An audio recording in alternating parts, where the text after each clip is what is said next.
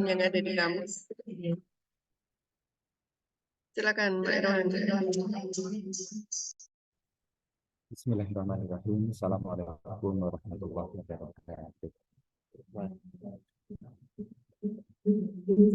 Selamat pagi, Bapak Ibu dosen Universitas Jenderal Ahmad yang ada di Jakarta. Marilah kita awali pada pagi hari ini dengan berdoa menurut keyakinan dan kepercayaan masing-masing. Berdoa.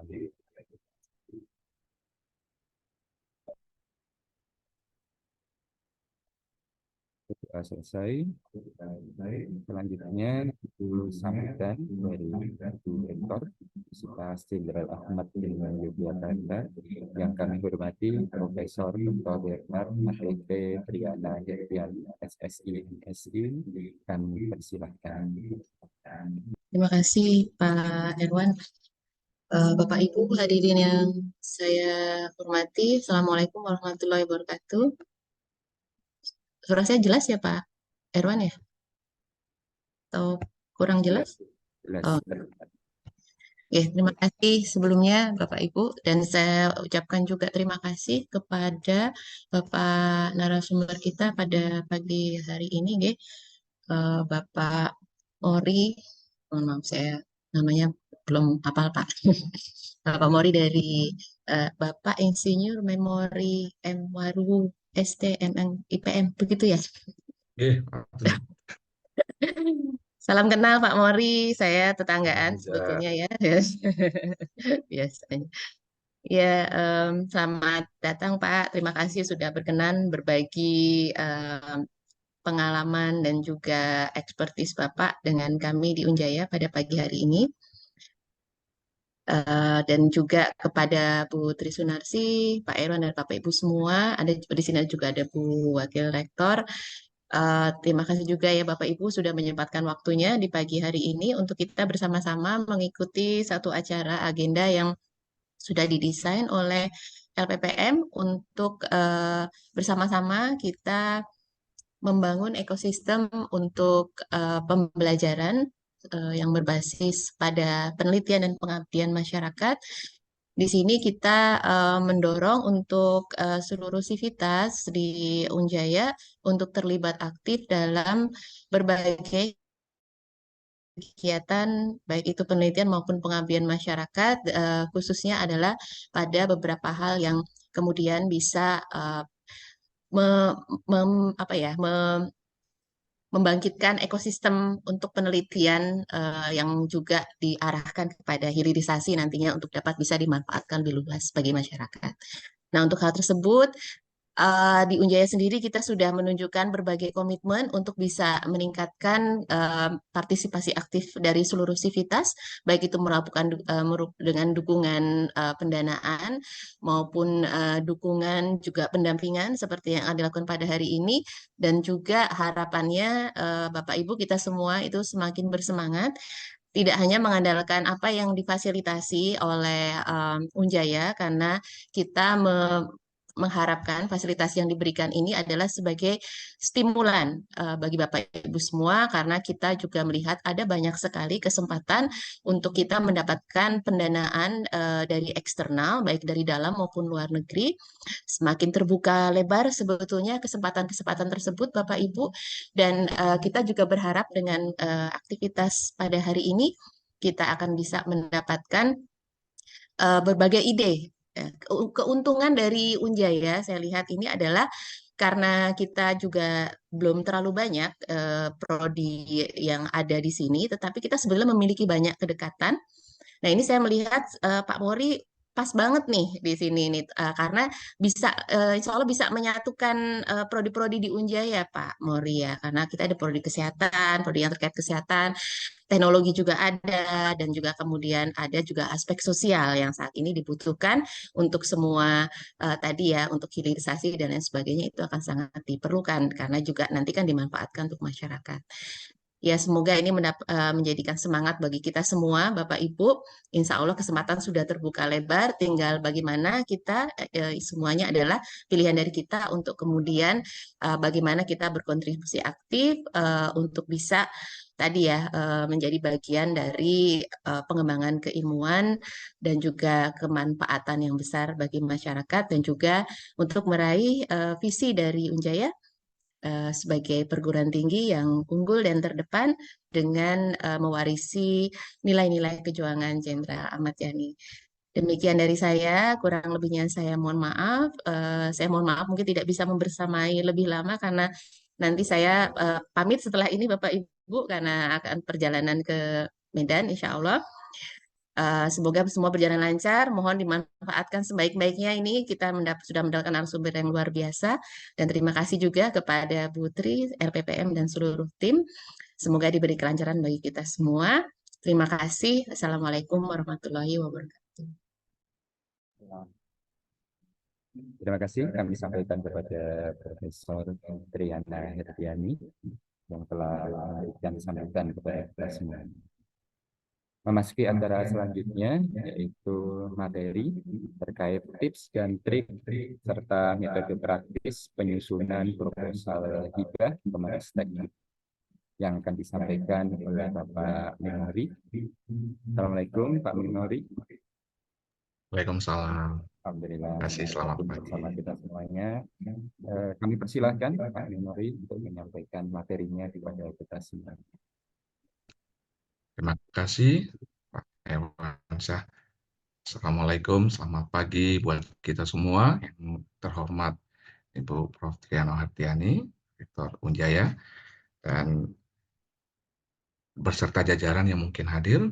Kemudian Ibu Tri Sunarsi, serta jajaran, dan Bapak Ibu dosen dan peneliti Unjaya sekalian. Sampai kita ketemu kembali di klinik proposal. Terima kasih, kami senang sekali bisa join kembali bersama dengan kita di sini setelah mungkin beberapa lama, mungkin beberapa rekan-rekan dari Unjaya. Kita juga sering berdiskusi beberapa waktu yang lalu, dan kami tahu ada prospek dan kami lihat ada perkembangan dari penelitian yang diraih oleh Unjaya, dan kami yakin progres positif itu bisa dilanjutkan untuk lebih baik lagi. Mungkin dalam proses itulah klinik proposal ini dijalankan supaya mendapatkan percepatan, supaya bisa lebih dan lebih lagi. Mohon izin kami mungkin tidak bisa hadir di lokasi karena kami dalam penyelesaian program Kederekani di Jakarta. Kebetulan tim saya berbagi untuk menyelesaikan program. Saya bersama dengan Bapak Ibu sekalian yang ada di Zoom ini. Dan di Zoom ini, seperti yang disampaikan oleh Bu Tri, yang perlu disampaikan itu tips and trik, sebenarnya bukan tips and trik hanya bagaimana mungkin kejelian. Kita berbagi kejelian untuk melihat peluang dalam penyusunan proposal di Kemenristek Dikti yang banyak hibah-hibah setiap tahun selalu terupdate. Dan mungkin Bapak Ibu sudah membaca panduan yang 2023, itu berbeda dengan panduan 2019, 2020, dan terusnya. Dan mungkin ini tahun 2024, kita belum tahu kejutan apa yang mungkin akan terjadi, tapi kami lihat dari beberapa tipe penyusunan proposal tidak jauh berbeda, hanya mungkin beberapa penekanan yang perlu ditekankan, hal-hal yang aspek-aspek utama yang mungkin yang perlu kami sampaikan. Mohon izin Bapak Ibu, saya menyampaikan sedikit mungkin pengantar kita, mungkin diskusi saya lebih aware kalau kita diskusi lebih lanjut tentang mungkin ada kendala ataupun sesuai dengan kebutuhan Bapak Ibu. Saya coba.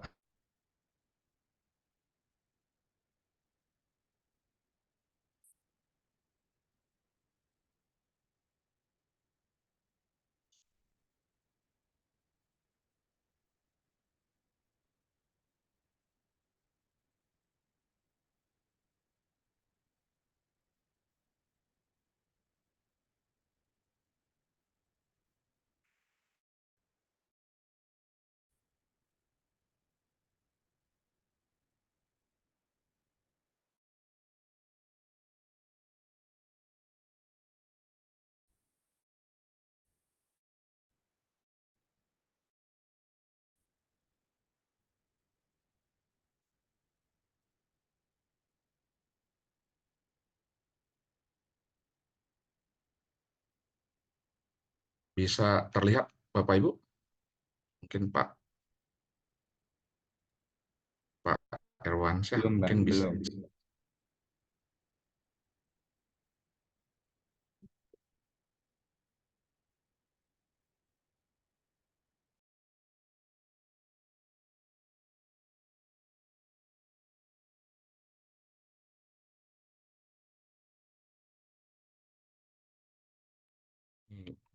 Mungkin karena sinyalnya tidak begitu kuat, saya off kamera ya. Saya tampilkan slide ini.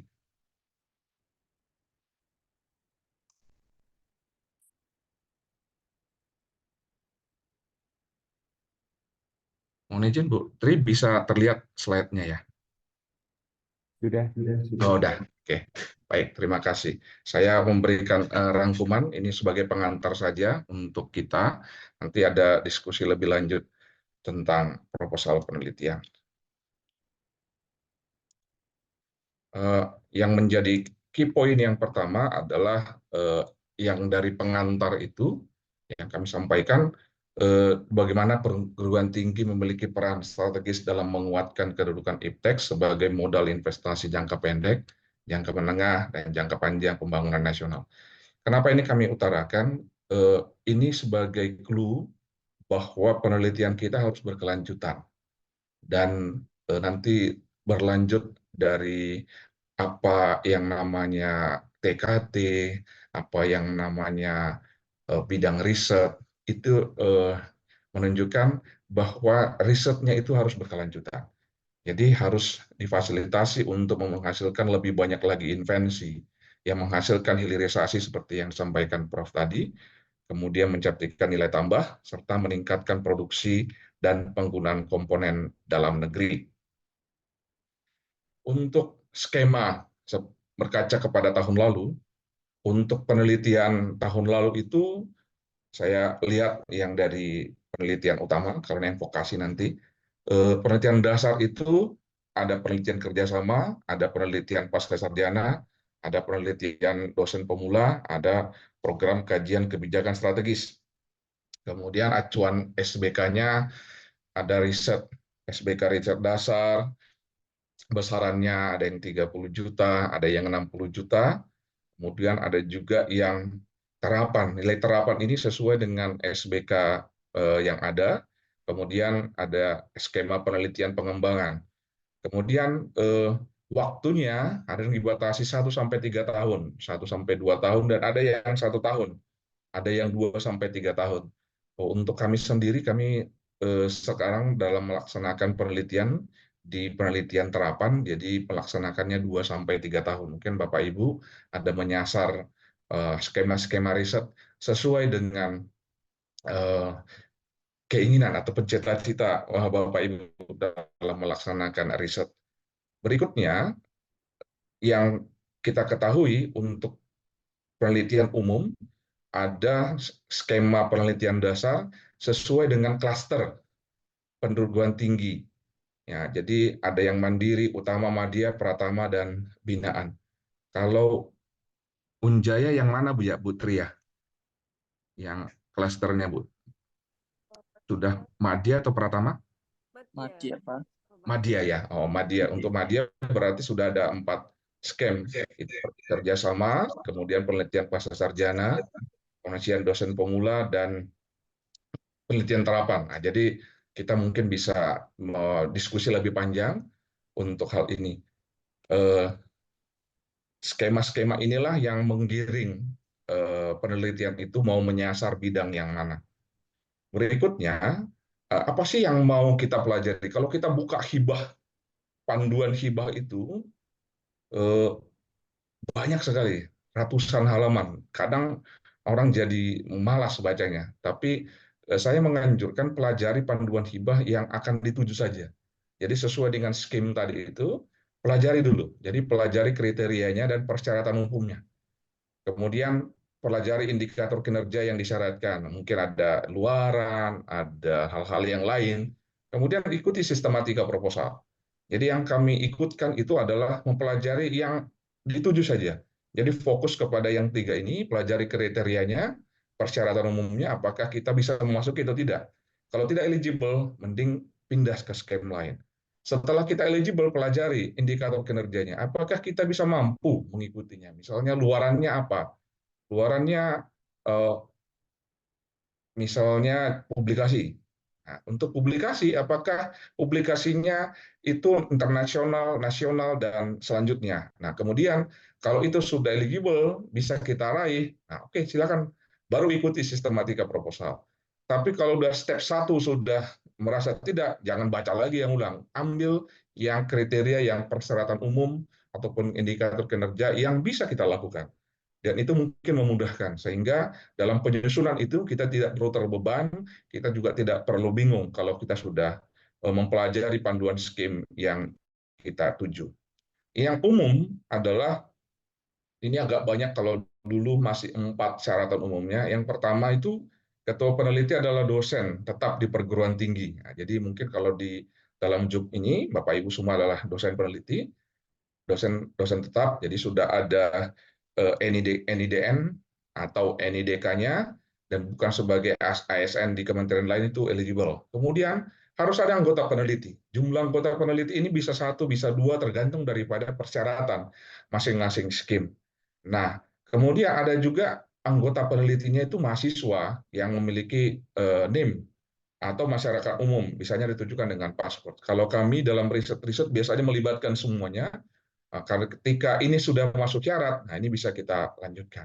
Kemudian usulan dilakukan melalui BIMA. Bapak Ibu pasti sudah punya akun BIMA, kalau sudah punya NIDN, ini bisa mengikuti selanjutnya tahapan-tahapan. Itu yang C. Dan ada harus mendapatkan persetujuan dari pimpinan lembaga dan pasti LPPM. Pasti kalau udah Unjaya sudah membuat klinik proposal ini, pasti semuanya sudah didukung, disupport. Harapannya semuanya bisa masuk. Kemudian, biasanya setiap dosen dapat mengusulkan 1 usulan penelitian sebagai ketua dan 1 sebagai anggota. Dan selama tidak menjadi ketua dan anggota pada penelitian berjalan. Nah, ini yang perlu dilihat. Kalau dulu masih ada penelitian kalau punya H-index sekian, bisa mendapatkan 2 atau 3 gitu. Pada skema ini itu ada prinsip keadilan. Jadi hanya mengikuti 2 lah, 1 sebagai ketua dan 1 sebagai anggota, dan tidak ada penelitian berjalan. Kalau ada penelitian berjalan berarti tidak bisa mengajukan lagi. Kemudian setiap dosen mendapatkan pendanaan maksimal sebanyak 1 sebagai ketua dan 1 sebagai anggota, atau 2 sebagai anggota. Nah, ini yang tadi itu yang saya bilang.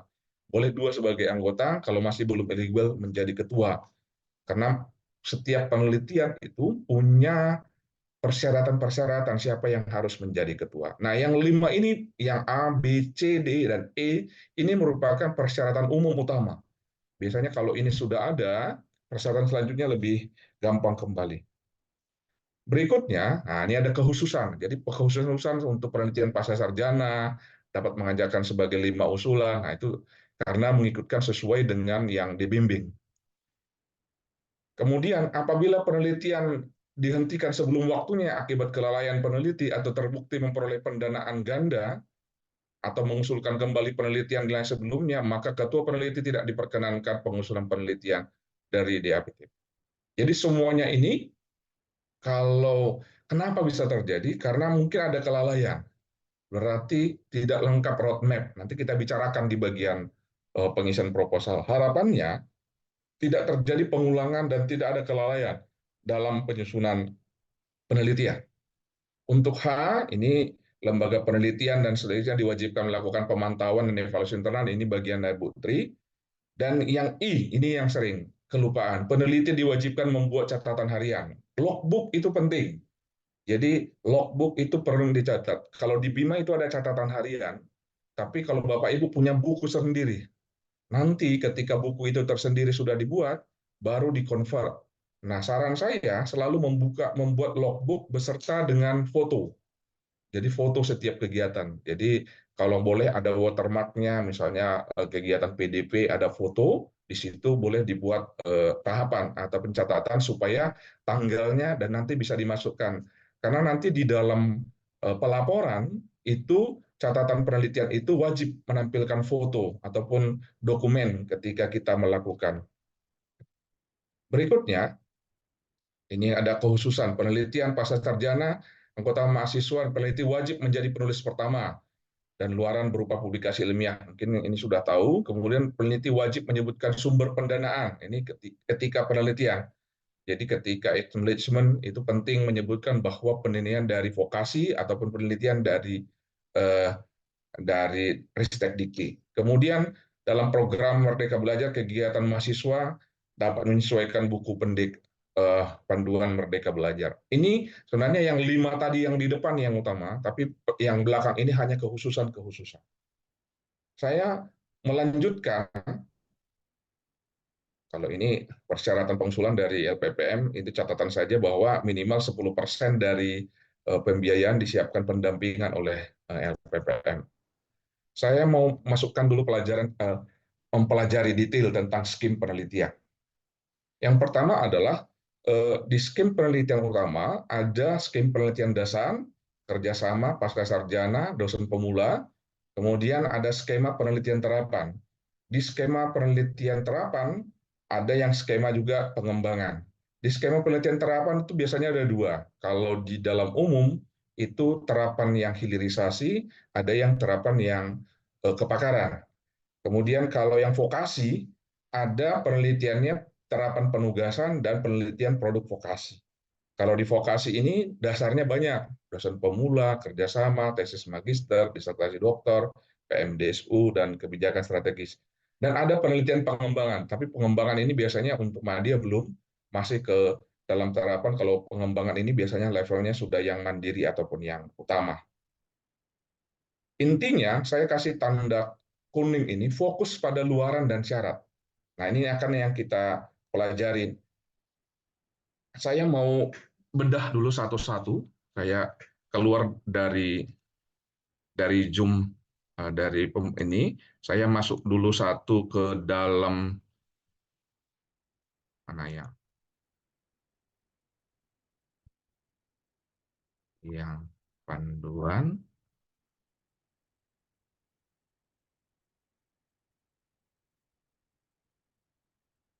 Ini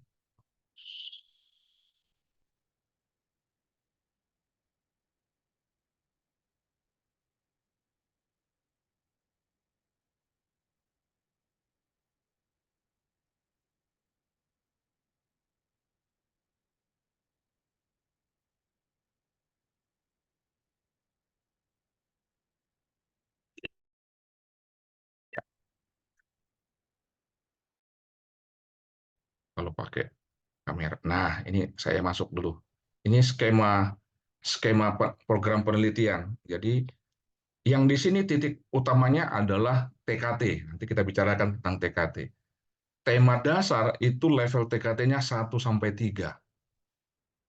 Kemudian skema penelitian terapan level TKT-nya 4 sampai 6. Kemudian skema pengembangan level 7 sampai 9.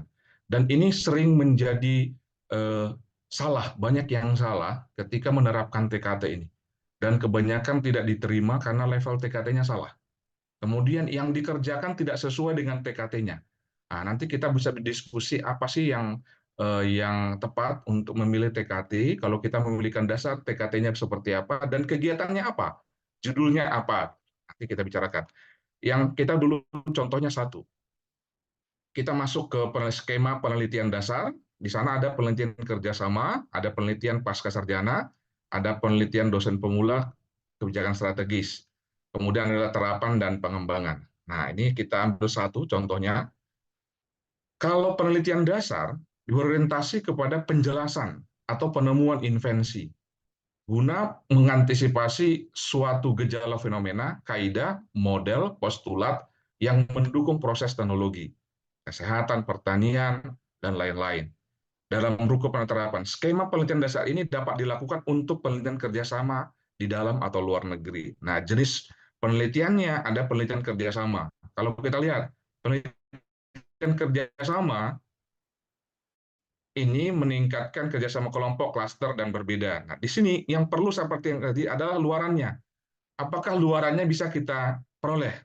Nah, luaran wajibnya satu artikel, kemudian artikel di jurnal Sinta 1, Sinta 2, kemudian buku. Nah, ini bisa kita hire nggak? Nah, itu yang perlu Cara penyelesaiannya nanti kita bisa diskusi. Nah, kemudian pada tahun terlalu dapat berupa paten sederhana terdaftar. Nah, ini pada tahun terakhir. Nah, ini ada catatannya pada tahun terakhir. Memilih luaran ini sangat penting. Kemudian ada syarat. Nah, itu yang seperti tadi. Contohnya ada syarat. Dikasih tahu, ketua pengusul harus memiliki minimal jabatan fungsional lektor. Nah, kalau belum lektor, pasti nggak bisa jadi ketua. Berarti harus kita turunkan. Kalau nggak bisa lektor, berarti dia menjadi eh, anggota. Nah, ada syarat kedua, dan memiliki SINTA skor overall 150 misalnya.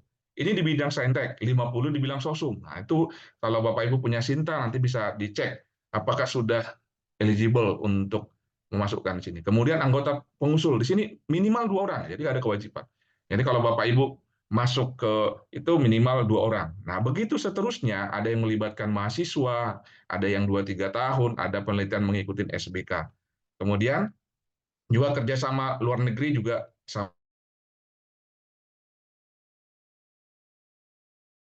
biasanya magister atau doktor itu bimbingnya, jadi saya skip dulu, tergantung daripada dosennya. Intinya dosennya itu memiliki mahasiswa yang dibimbing S2 atau S3 boleh mengajukan ini. Luarannya juga sama. Ada yang jurnal, ada bisa dikembangkan. Bapak Ibu, ada ketua pengusul harus doktor, ada yang lektor. Kalau tadi hanya fungsional yang lektor. SBK-nya sekian. Begitu seterusnya, kalau kita lihat dari pengusulan-pengusulan yang ada di sini, banyak sekali mensyaratkan luaran dan persyaratan. Nah, jadi harus luaran ini dicek dulu. Apakah luarannya bisa kita kejar? Kalau bisa, apakah kita masuk? Bisa saya memenuhi syarat untuk pengajuan itu? Itu yang pertama. Juga dosen pemula. Dulu banyak dari Unjaya, ini masuk ke penelitian dosen pemula. Kalau yang belum mungkin masih bisa di submit masuk ke level ini. Dan di sini sudah lebih besar untuk dosen pemula. Luarannya itu 1 artikel jurnal internasional, 1 artikel jurnal internasional, atau memilih 1 artikel yang terdedikasi SINTA 1-6, dan wajib menyertakan desain prototip atau model ataupun dokumen feasibility study. Nah, ini mungkin berbeda ataupun ada penambahan dari yang syarat yang beberapa tahun lalu. Ini persyaratan juga memiliki jumlatan maksimal lektor, kemudian dan seterusnya hampir sama kalau kita lihat dari persyaratan-persyaratan. Jadi utamanya itu lihat persyaratan, lihat.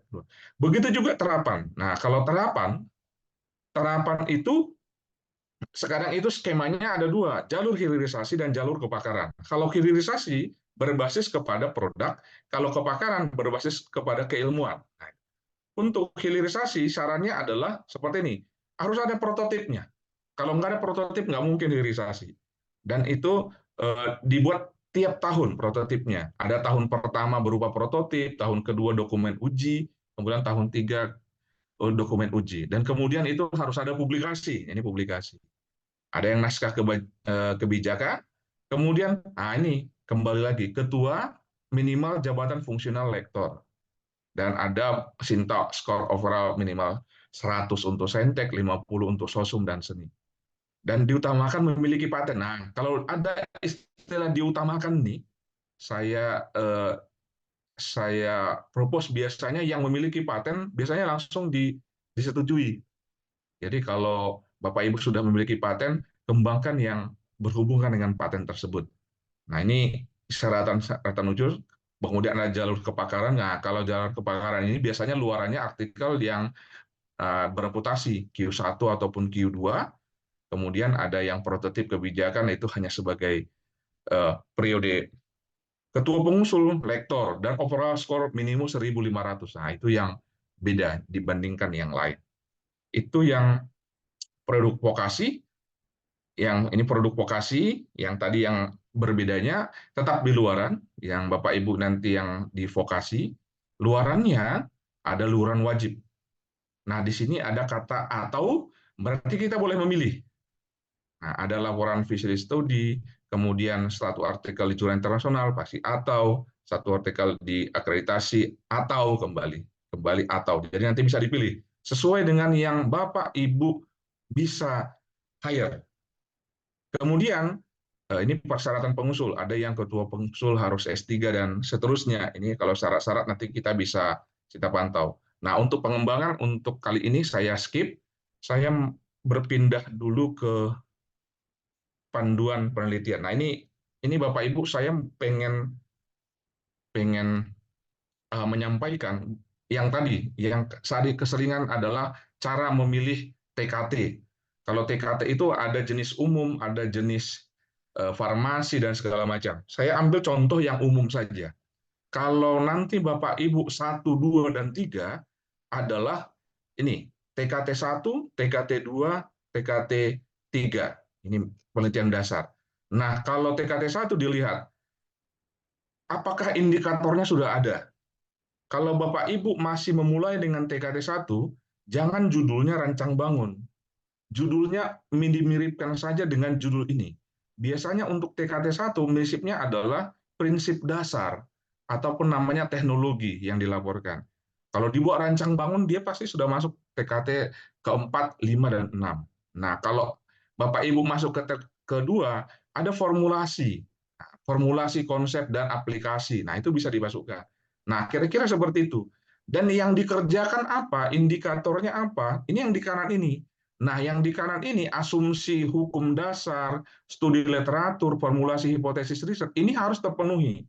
Ini yang harus dikerjakan. Misalnya, mencari asumsi hukum dasar, kemudian studi literatur, kemudian memformulasi hipotesis riset. Jadi, harus nyambung antara judul, kegiatan, TKT, dan indikator.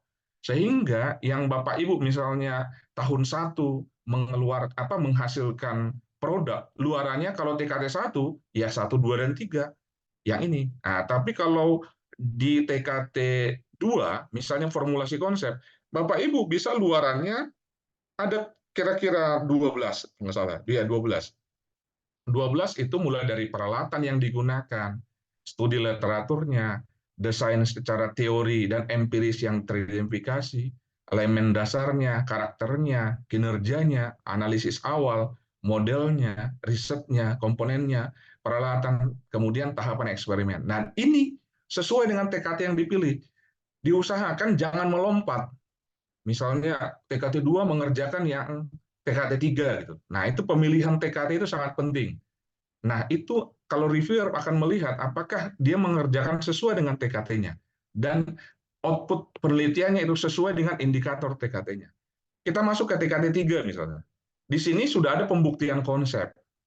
Nah, kalau udah pembuktian konsep, judulnya itu diarahkan ke pembuktian konsep kalau dia TKT 3. Nah, output indikatornya ada kira-kira 8. 1, studi analitik, karakteristik sifat, kemudian percobaan laboratorium, model, pengembangan teknologi, riset, kemudian risetnya sudah menggunakan data dummy atau belum. Nah, penelitian dasar 1, 2, dan 3 itu hanya seputar itu. Nanti kalau Bapak Ibu, karena di sini ada teknologi kesehatan, ada farmasi, dan segala macam, ini TKT-nya banyak. Kalau Bapak Ibu bisa baca, itu sesuaikan dengan TKT. Dan banyak yang tidak lanjut nilainya, lanjut risetnya karena TKT-nya salah. Nah, khusus untuk terapan, kita masuk kepada TKT 4, itu validasi-validasi. Jadi kegiatannya ya ini, tes laboratorium, persyaratan sistem, hasil percobaan, percobaan fungsi, prototip, dan sebagainya. Begitu terusnya 4, yang 5 itu validasi di lingkungan ke-8, ada yang 8, kemudian ada demonstrasi. Sampai ke-6. Tidak usah mengerjakan yang dilakukan di TKT 7, misalnya. Harus mengikuti. Jadi kalau di targetnya TKT 3, kerjakan di TKT 3 saja. Keempat, kerjakan yang keempat. Tapi kalau bisa melompat, ya kerjakan sesuai dengan TKT yang disasar. Nah, itu bagian yang untuk TKT. Dan yang sering bermasalah itu adalah penempatan TKT-nya.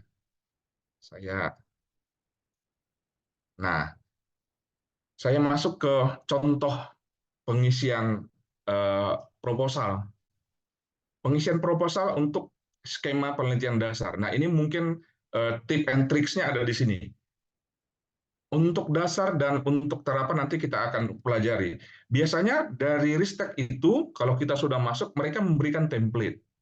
Nah, template inilah yang harus kita upayakan semaksimal mungkin supaya pencapaian di template ini mewakili apa yang dilakukan. Yang pertama adalah judul. Nah, judul ini diusahakan straight to the point dan mengerjakan sesuai dengan TKT-nya. Ini yang penting sekali. TKT-nya dikerjakan. Kalau TKT-nya masih formulasi, ya judulnya masih seputar formulasi. Nah, itu yang judulnya. Kemudian ringkasannya. Mereka sudah memberikan batasan-batasan, makanya tidak lebih dari 300 kata, hanya berisi urgensi, tujuan, dan luaran yang ditargetkan. Itu saja yang disampaikan. Jadi fokus kepada apa, kenapa riset ini harus dilakukan. Tapi sekali lagi, ini sesuai dengan TKT yang disasar. Jangan tujuannya terlalu melebar gitu loh. Jadi tujuan itu goal.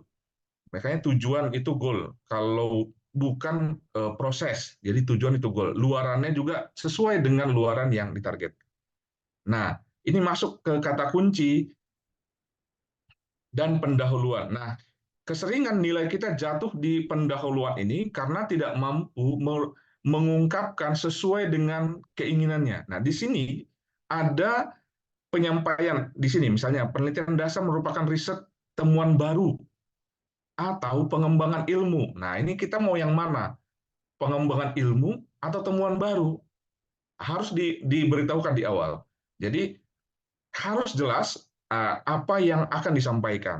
Kemudian digunakan formulasi konsep kah atau pembuktian, dan pembuktian konsep. Nah, ini tadi tergantung daripada kita mau menyasar TKT mana. Kalau masih penemuan baru, ilmu baru biasanya TKT 1. Kalau formulasi konsep biasanya TKT 2. Tapi kalau udah pembuktian konsep biasanya itu masuk ke TKT 3. Dan itu harus disampaikan di sini. Tapi kalau kita mau menyasar TKT 3, berarti dimulai dari TKT 1, 2, dan 3 itu kita kerjakan. Nah, ini dibatasi Bapak Ibu. Ada 1000 kata.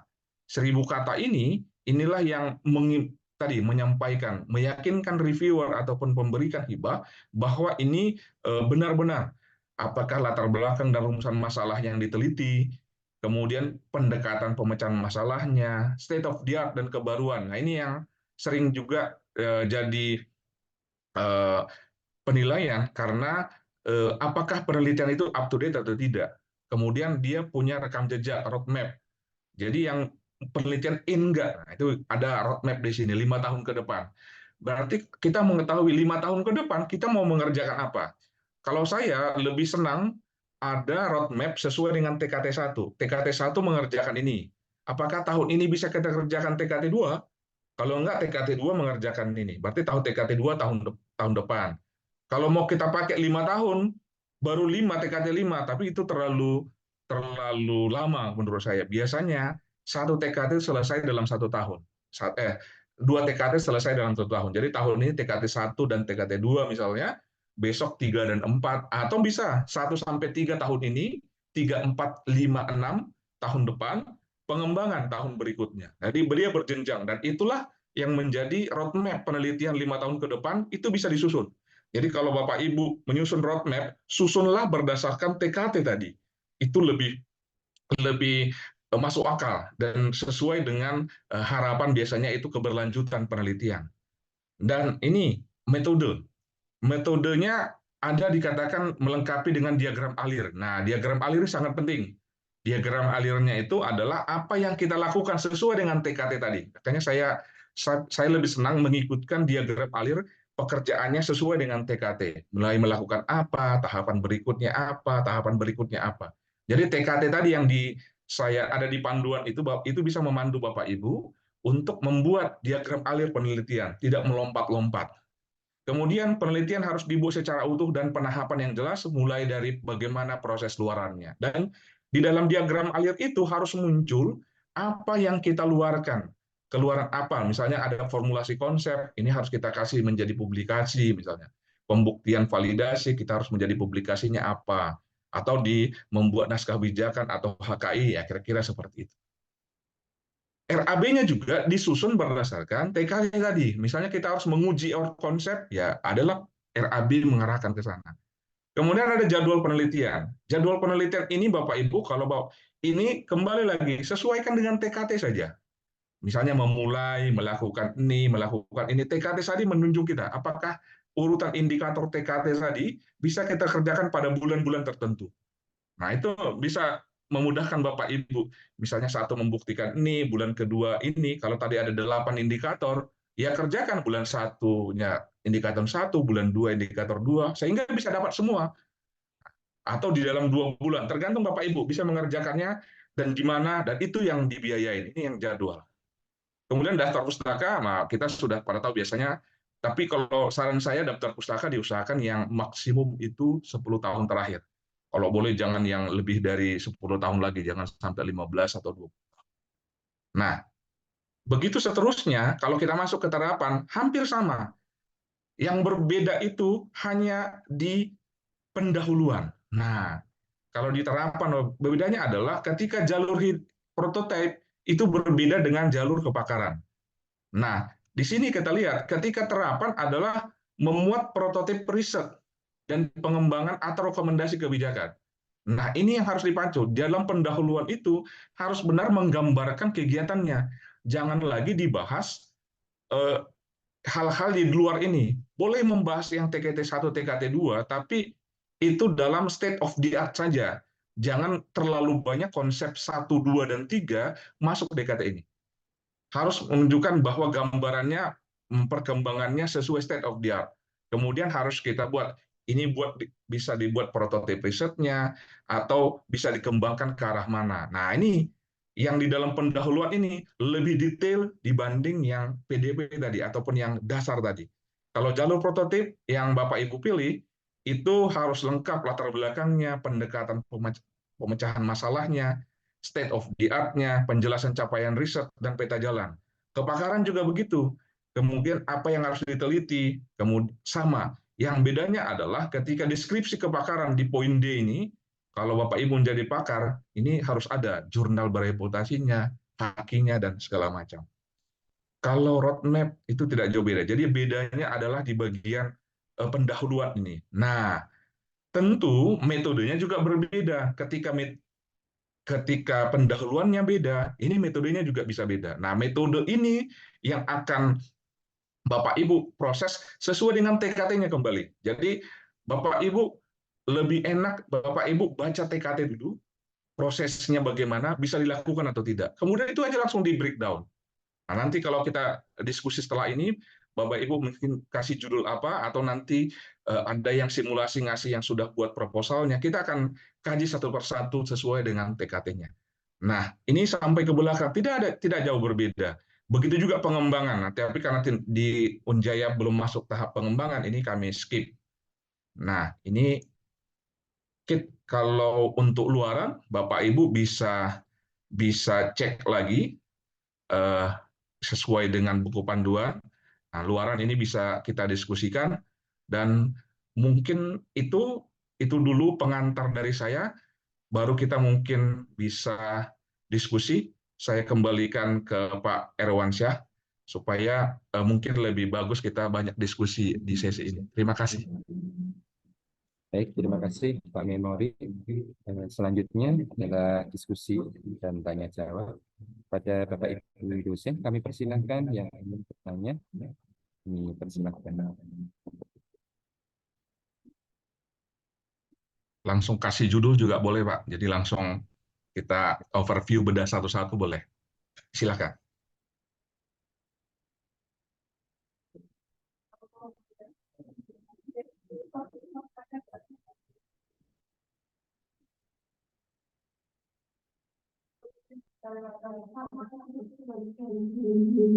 Silakan Pak Cahyo. Halo, Mas suara saya. Iya, silakan Pak. Silakan. Selamat pagi Pak Memori, dan alhamdulillah ini bisa ketemu lagi. Ya, silakan Pak. Yang ingin saya tanyakan, karena saya itu sudah tidak bisa mengambil PDP kembali, nggih. Itu kemarin karena terbit juga lektornya, terus kemudian ingin melanjutkan penelitian yang PDP sebelumnya. Itu mau mengambil skema yang saat ini penelitian yang fundamental itu, Pak. Nah, saya lihat sekiranya memang cocok masuknya di situ. Karena kalau misal mau mengambil terapan, saya lihat itu harus ada paten terlebih dahulu. Sudah pernah menerbitkan paten sebelumnya. Karena Iya. belum pernah menerbitkan, jadi saya mungkin bisa masuknya di situ. Nah, yang ingin saya tanyakan itu terkait dari apa namanya, kan diminta untuk ada apa, kolaborasi dari berbagai perguruan tinggi itu, nah itu 3 atau 5 itu tadi. Nah, ini saya ingin menyampaikan saja judul yang ingin saya angkat itu kemarin karena saya berkaitan dengan hoax ya. Jadi ingin membuat sebuah kayak apa ya, peramban, extension peramban itu. Jadi nanti kayak add-on di Chrome ataupun di Mozilla Firefox kayak gitu. Terkait dari eh, apa ya? Sebelumnya kan saya pernah membuat prediksi tentang hoax itu. Terus kemudian pengen membuat itu biar nanti orang-orang menggunakan peramban itu lebih mudah. Nanti tinggal klik saja, terus kemudian nanti klik elemennya yang di bagian mana, terus kemudian nanti akan kita coba untuk deteksi apakah itu hoax atau enggak. Nah, terus kemudian yang ingin tanya lagi itu, eh, karena itu kan adalah riset sosial, nggih, kaitannya dengan teman-teman yang bidang sosial tersebut itu lebih bagus itu nanti mengajaknya yang memang dari sosial, terus kemudian harus kira-kira perlu tiga, 3 atau 5 itu nanti kalau misal hanya 2 saja atau 1 saja sekiranya dari perguruan tinggi itu dimungkinkan kuat enggak ya nanti yang di kemitraannya. Terus kemudian yang kedua itu nanti terkait dari, mohon maaf karena saya belum pernah mengambil PF nggih, penelitian fundamental itu, kira-kira pendanaan maksimal itu berapa nggih? Seperti itu. Dan yang ketiga satu lagi Pak, mohon maaf. Tadi kan dijelaskan di ATK itu ada berapa poin-poin nggih. Itu harus tercapai semuanya atau mungkin 1 atau 4 atau 5 saja, atau salah satu aja tercapai, atau harus semuanya wajib itu bisa tercapai di penelitian yang kita ajukan itu tadi di luarannya. Terima kasih Pak Memori. Ya, terima kasih Pak Ayu. Saya langsung saja ya Pak Rewan ya. Baik, silakan Ya. Pak Memori. Yang pertama saya mulai dari TKT. TKT itu seyogyanya dipenuhi saja. Itu target dipenuhi. Mengapa saya bilang itulah yang tadi yang berjenjang tadi. Ketika kita sudah memenuhi sampai ke endingnya, itu bisa kita angkat sampai TKT-nya bisa naik. Karena dalam TKT itu satu saja kurang dari 80%, itu nggak bisa naik TKT, Pak. Ya, jadi saran saya itu minimum nanti 80%, dan kalau bisa dipenuhi sajalah. Yang penting kita sudah mengikuti TKT-nya satu. Karena begini, ada substansi dari TKT itu yang sangat-sangat penting untuk meningkatkan value-nya.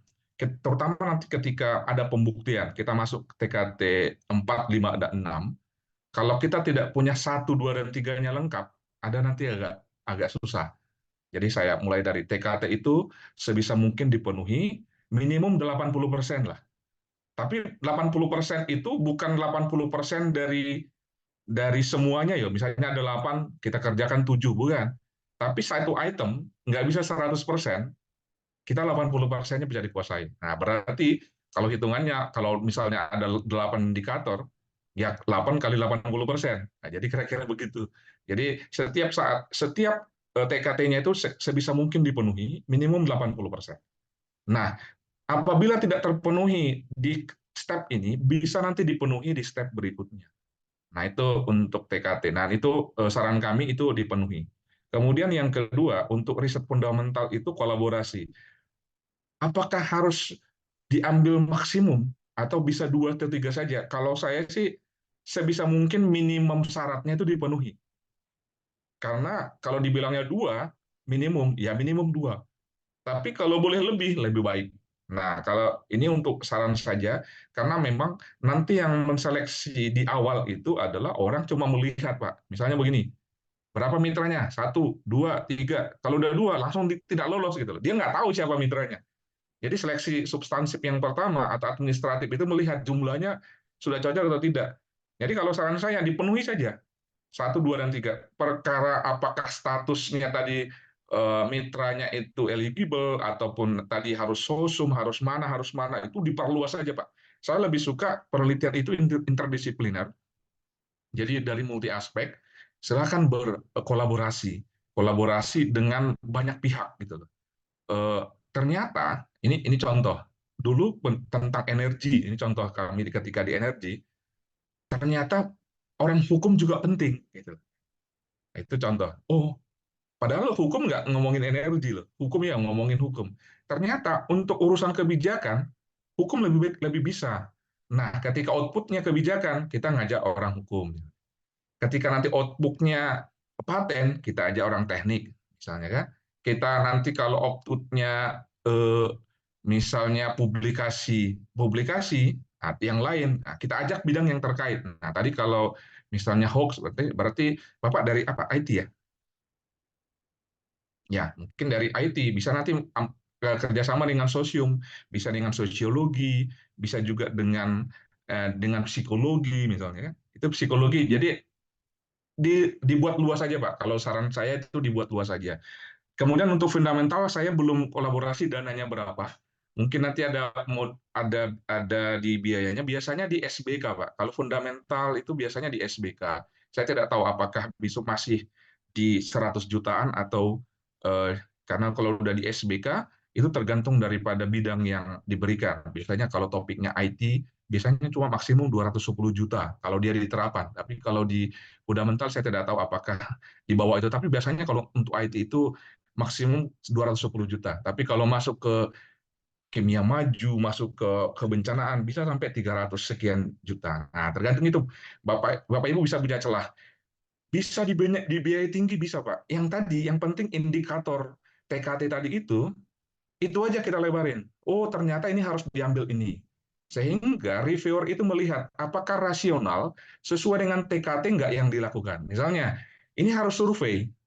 Contoh, ini harus survei karena memenuhi TKT ini. Nah, survei ini diberitahukan survei untuk memenuhi indikator satu.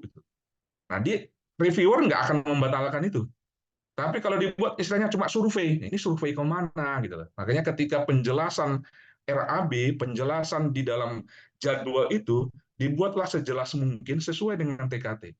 Nah, ketika kita menjelaskan itu, ya alhamdulillah kami dalam setiap pengajuan dana itu minimum 80% dari yang kita ajukan. Yang lain itu potong tengah, Pak. Kalau diajukannya 200, diberikan cuma 100. Karena apa? Judul banyak untuk membeli survei ATK atau survei, kemudian FGD, tapi nggak tahu FGD-nya menghasilkan apa gitu loh. Nah, ketika dibuat di jadwalnya itu FGD dalam rangka bla bla bla bla, dibuat di bawahnya itu FGD sesuai dengan itu, dan itu pasti tidak akan di blacklist ataupun dicoret sama reviewer. Nah, itu tripnya. Jadi kalau supaya dananya maksimum, sesuaikan dengan TKT tadi, supaya misalnya ada 12 ya 12 dipakai sehingga nanti kalau misalnya dikurangin kita bisa tahu prioritas mana yang harus dilakukan. Demikian Pak Cahyo mungkin bisa membantu untuk memberikan pencerahan. Terima kasih. Mungkin boleh dilanjutkan. Baik, terima kasih Pak Mimari. Silakan rekan-rekan semuanya apabila ingin ditanyakan, kami persilahkan.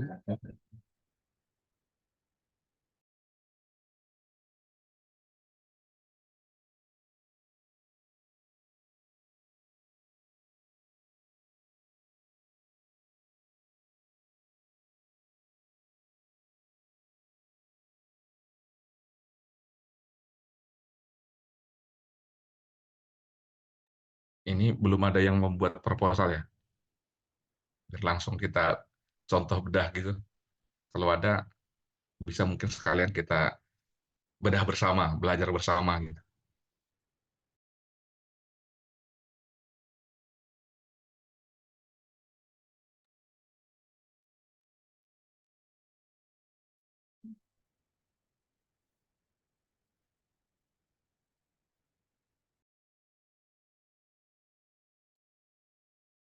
Dari apa? PKM tadi? PKM yang Mungkin Pak ini kalau ada lebih pro, tinggi, silakan. silakan. Kalau ada, mungkin kita bisa evaluasi sama-sama. Apa kalau bisa share screen, kita bisa lihat proposalnya. Ya, nggak usah semua, tapi minimum bisa kita belajar bersama lah.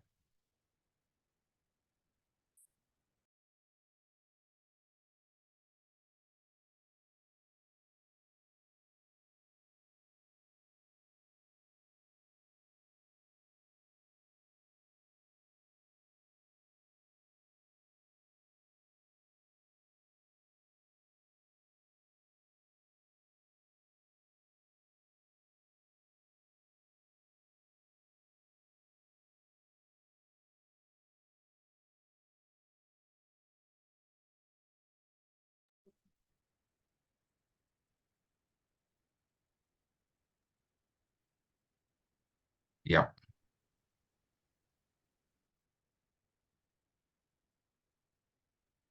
ini Pak atau Bu. Ini punya dua titik, Pak. Oke, silakan. Ini yang PKM atau penelitian? PKM, Pak. PKM ya. Oh, PKM biasanya saya nggak punya. Coba, tapi kita lihat yang di PKM ini pemberdayaan ya, pemberdayaan berbasis masyarakat. Ini pengembangan usaha. Nah, kita lihat dulu substansi. Ini saya lihat dulu yang PKM ya. Ini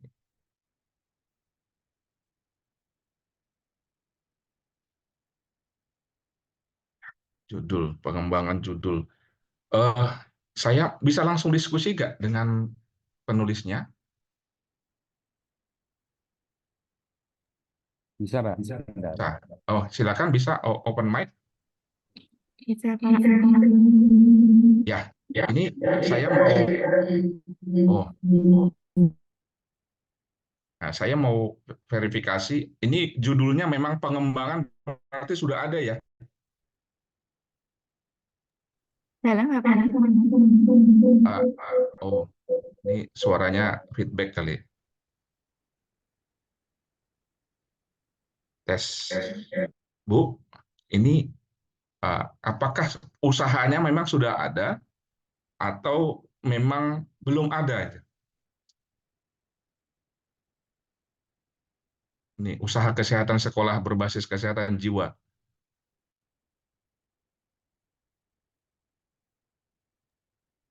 Bapak. Ya. Untuk yang UKSJ-nya di sekolah tersebut belum ada, Bapak, tapi kami mengembangkan UKS-nya. Jadi UKS-nya ini sudah ada, tetapi hanya sebatas kesehatan fisik saja. Untuk kesehatan jiwanya belum ada. Jadi kami mengembangkan bagaimana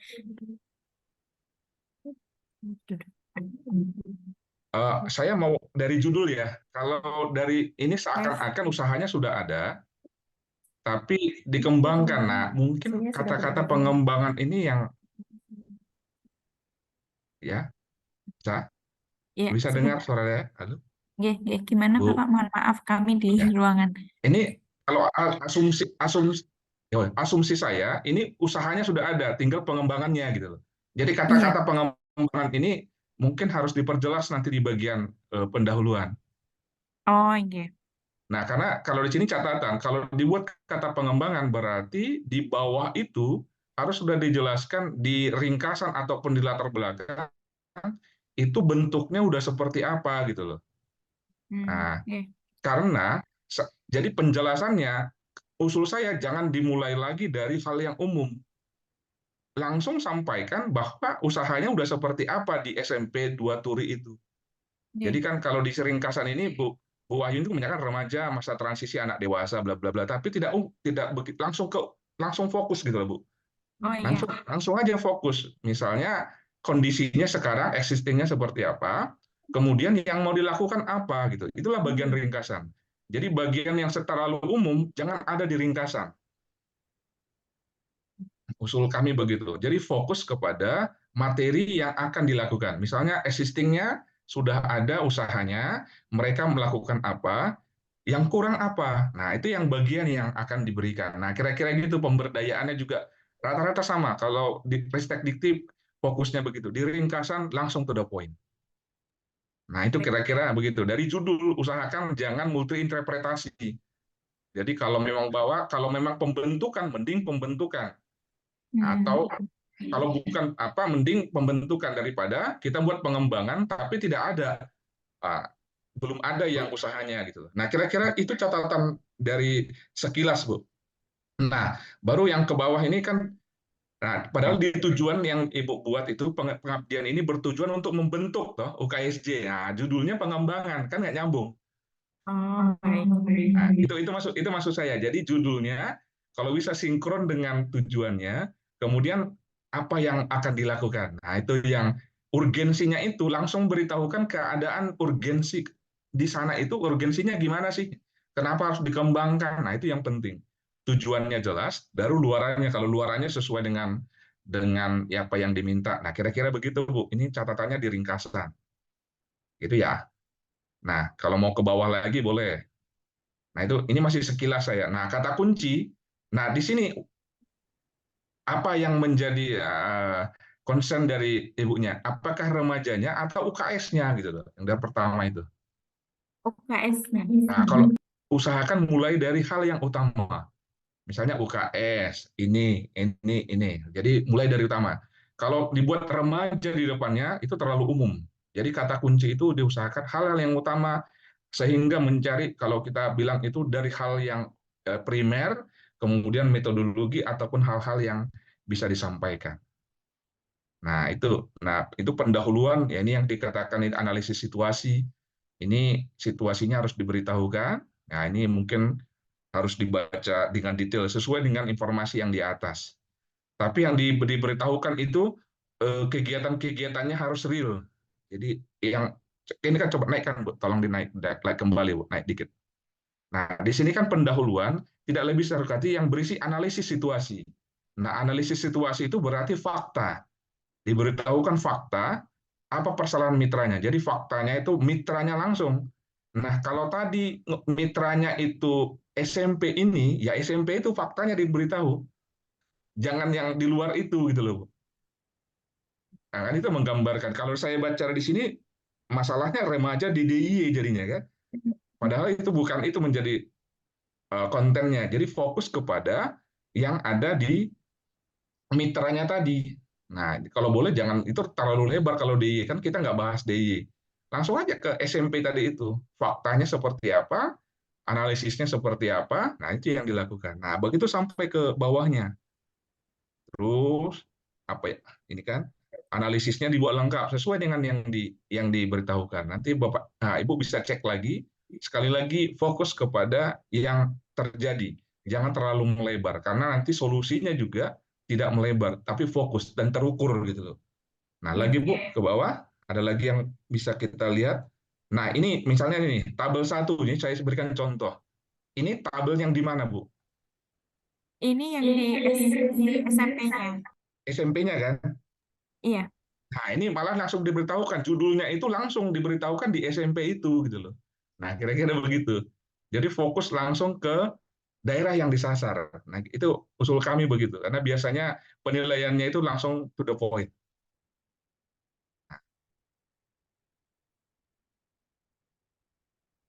Nah, ini kalau ini Ibu yang bisa tahu, saya bisa mungkin dekat dengan kasus yang ada, baru terus nanti. Nah, nih.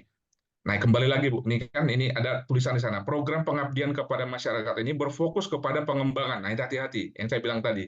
Tadi pengembangan atau pembentukan. Nah, prosesnya tadi itu harus benar-benar runtut. Jadi kalau pembentukan berarti dari nol.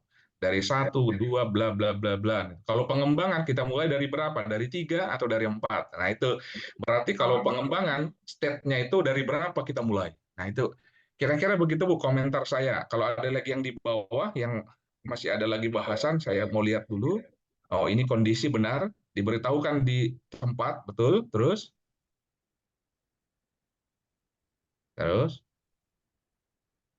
ini permasalahan solusi. Nah, ini yang saya bilang, permasalahan prioritas. Nah, itu di latar belakang tadi apa permasalahan prioritas yang diungkap, disinilah diberikan solusi. Nah, itu yang jadi permasalahan utama yang tadi yang di pendahuluan, disinilah diberikan. Masalahnya di sini, solusinya ini. Konsep permasalahannya di sini. Alternatif pemecahan masalahnya di sini. Inilah mulai untuk memasukkan tadi yang pengabdian tadi itu. Nah, begitu terusnya sampai ke bawah, masih ada lagi di bawah. Nah, nih tahapan, Bu. Saya naikkan sebentar. Bu, tadi naik lagi, satu lagi. Nah, itu ada tahapan. Tahapan pelaksanaan juga tahapannya bisa menyebutkan tahapan itu, tahapan persiapan, kan itu. Itu bisa nggak dibuat itu bukan kalimat panjang? Karena itu nanti berhubungan dengan jadwal yang ada di bawah. Jadi seperti hanya poin-poin aja, Bu. Nah, itu nanti berhubungan dengan yang di bawah, walaupun itu jangan terlalu panjang gitu loh. Ada penjelasannya boleh, tapi ada clue-clue yang di situ yang dimasukkan ke dalam jadwal tadi. Gitu ya, tahap pelaksanaan, tahap monitoring, nanti kira-kira begitu. Walaupun ada penjelasannya, tapi yang diambil poin utamanya dulu, dikasih poin, baru ada penjelasan sedikit, baru poin berikutnya. Gitu, Bu ya. Baik, Pak. Nah, terus ke bawah lagi, coba ini mungkin terus ada luaran, ini solusi. Nah, ini sebenarnya tadi kan ada masalah, ada solusi, gitu ya, ada solusi. Nah, itu yang tadi tahapan tadi harus sudah mengikuti alurnya. Ini saya teruskan lagi ke bawah. Nanti kalau spesifik nanti Ibu yang lebih tahu. Nah, ini yang kita bilang tadi. Coba ntar Bu, tarik. Nah, itu bidang manajemen UKSJ gitu loh. Solusi, tapi nggak muncul di situ masalahnya. Itu kan bidang solusi target. Nah, berarti akar masalahnya apa? Manajemen gitu. Nah, itulah maksudnya. Kemudian ada dua gitu, solusinya 1, 2, 3, 4. Itu solusi dengan masalahnya ada 4, atau solusinya itu masalahnya cuma 1 gitu. Nah, itu maksudnya. Biasanya kalau ada target gitu, misalnya topik manajemen, 1 masalah, 1 alternatif solusi, atau ada 2 alternatif solusi. Nah, itu terserah. Kemudian apakah itu boleh menjadi luaran? Nah, itu contoh. Apakah misalnya dalam manajemen, bidang manajemen, masalahnya ini, alternatif solusi ini, apakah semuanya itu bisa menjadi luaran? Nah, kalau masuk luaran, berikan luarannya. Kalau tidak, nah itu yang jadi catatan. Ini catatan penulisan. Lebih lanjut nanti Bapak Ibu mungkin bisa baca di modulnya. Saya hanya melihat postur dari proposalnya. Karena saya bidangnya lebih banyak di penelitian, mungkin PKM ini ada hal kekhususan, mungkin bisa dijawab. Yang di bawah lagi aja, Bu, yang bawah. Paling bawah lagi. Nah, ini tadi kan. Jadi bidangnya semua kan manajemen UKSJ gitu kan. Tapi nggak ada masalah yang dimunculkan. Nah, itu kalau bisa mungkin muncul gitu. Oke, lanjut lagi ke bawah. Contoh, terus. Nah, ini metode. Metode ini harus tadi dibuat detail dari solusi tadi. Kalau tadi solusinya ini, cara menyelesaikan begini. Kalau tadi solusinya ini, cara menyelesaikannya begini. Nah, itu yang terperinci. Biasanya begitu. Karena permasalahan bidang produksi, permasalahan bidang manajemen, kalau misalnya gini ya. Nah, berarti solusinya gini, tahapannya begini. Nah, itu biasanya seperti itu yang di bawah. Ke bawah lagi bisa, Bu? Ini metode-metodenya lebih pas. Nah, ini bagian, ini diagram alir, tapi ini UKSJ, organisasi. Nah, nanti di step lagi. Ke bawah lagi ada. Ke bawah bidang promotif terus, ke bawah lagi contoh, terus ini hal-hal lagi, terus. Nah, ini jadwal. Nah, ini loh, Bu. Jadwal ini harus sesuai dengan apa yang tadi dikerjakan di metode. Metodenya itu misalnya kita mengerjakan ini, ya di sini, di bulan ini. Nah, ketahuan tahapan-tahapan metode tadi muncul di sini, baru ke bawah lagi. Luarannya juga muncul di sini. Nah, luarannya ada muncul di sini nggak? Misalnya pembuatan pembuatan publikasi, pembuatan ini, semua muncul di sini. Kapan diterbitkan, kapan ini harus ada muncul. Nah, itu penting. Jadi soalnya nanti kan sekarang itu penelitian berbasis output. Jadi dan pemaparan semua berbasis output. Kapan melakukan ini, outputnya di mana, dan diusahakan sesuai yang tadi. Kalau luarannya sudah jelas, ini luarannya. Kayaknya kalau gini misalnya Bu, ada edukasi, ada pembuatan, jadi kan banyak sekali nih. Contohnya Bu, ini sampai bawah, sampai 18, sampai berapa Bu? 21, nih kan? Berarti 21 item pembiayaan Bu di belakang. Nah kan itu harus sinkron. Publikasi media massa, dananya berapa, kan itu kan? Nah itu yang saya bilang tadi, harus sinkron semua yang ada di sini dengan tadi pembiayaan. Jadi jangan kita buat walaupun namanya pengabdian, tapi tidak jelas itu dananya dari mana, dananya berapa gitu loh. Misalnya kalau mau dibuat publikasi di bulan berapa, dananya berapa. Misalnya membuat tadi FGD atau membuat ini harus jelas pembiayaan juga nilainya juga segitu gitu loh. Dan ada item-item misalnya ya kalau ada rapat tadi FGD koordinasi berarti ada rapatnya, ada konsumsinya. Nanti dibuat lebih jelas. Ketika itu sudah dilengkapi, nah, biasanya lebih diterima. Coba ke bawah lagi Bu, ini luaran. Ini nanti dibaca di panduannya Bu ya, luarannya. Tapi ini harus sesuai. Nah, ini berarti ada dokumen, ada buku. Ini harus sudah ada di keuangannya juga. Begitu Bu dari saya. Baik, terima kasih. Ya,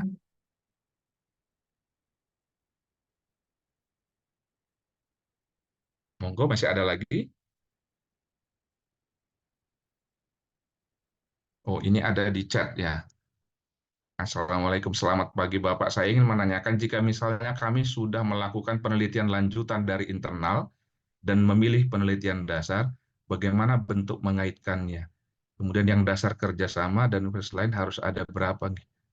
Nah, ini tadi yang Bu Rizky tadi. Saya tidak tahu penelitian lanjut, penelitian internalnya tadi itu sampai sejauh mana. Kalau sekali lagi ingat TKT. Kalau note dari saya ingat TKT.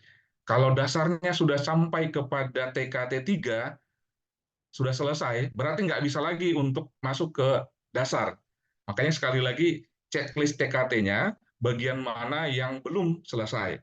Kalau indikator TKT-nya itu masih TKT 1 atau TKT 2, masih bisa dilakukan penelitian dasar untuk mencapai target penelitian TKT 3. Tapi kalau sudah selesai sampai TKT 3, nggak bisa lagi dipakai untuk penelitian dasar. Itu namanya repetisi.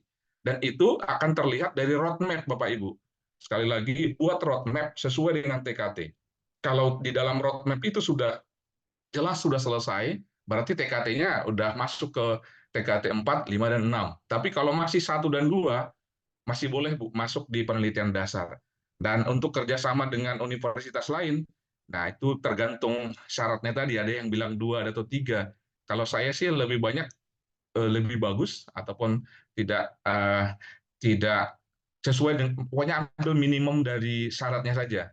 Apakah persyaratannya itu menghendaki minimum 2, kita kerjakan 2. Kalau misalnya 3, ambil 3. Karena begini, peneliti reviewer itu, saya tahu kami, karena ada juga teman reviewer, itu pasti mereka melihat administratifnya dulu, lengkap atau tidak. Kalau tidak lengkap, langsung mereka skip. Padahal walaupun penelitiannya bagus, jadi Bapak Ibu sayang-sayang kalau kita sudah buat penelitian bagus, tapi di skip. Karena apa? Hanya kesalahan administratif. Jadi sebisa mungkin administratifnya itu dipenuhi. Bisa mungkin lebih juga tidak apa-apa. Sehingga tidak ada lagi masalah-masalah administratif yang mengganggu Bapak Ibu dalam mengajukan proposal. Kemudian dalam teknis penulisan proposal nanti bisa kita cermati sesuai dengan TKT. Jadi keyword dari penelitian itu terutama adalah TKT. Jadi kalau TKT itu tidak terpenuhi, agak susah untuk menganalisisnya. Kira-kira begitu. Kembali ke Pak Herwansyah. Mungkin masih ada lagi yang mau bedah proposal. Disilakan. Baik, terima kasih. Silakan rekan-rekan semuanya share terkait proposal.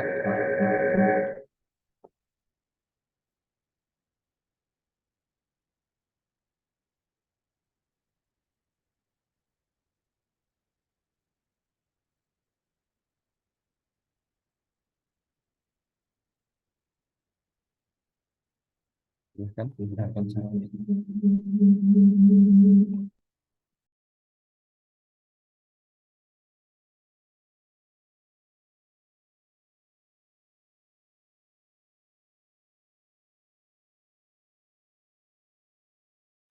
Apakah masih ada yang atau mau berencana meneliti apa? Boleh kita kaji kalau apa tahu sudah ada judulnya gitu.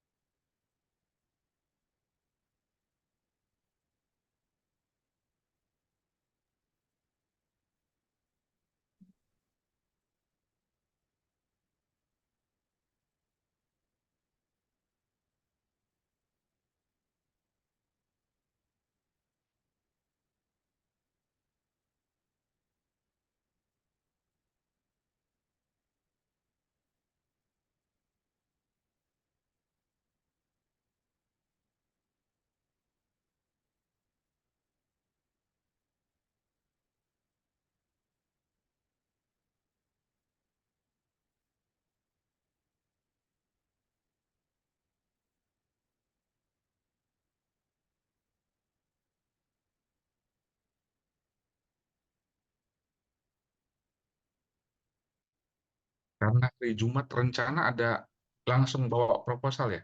Kembali ke Bu Tri, bagaimana Bu, skema hari Jumat bagaimana Bu? Bu Tri, apakah masih ada di Zoom atau untuk menyampaikan skema untuk hari Jumat? Apakah sudah bawa proposal masing-masing atau pengiriman? Ada? Sudah Pak Menko. Oh, berarti on-site ya Pak Erwansyah ya? Iya, betul Pak. Jadi teman-teman dosen langsung.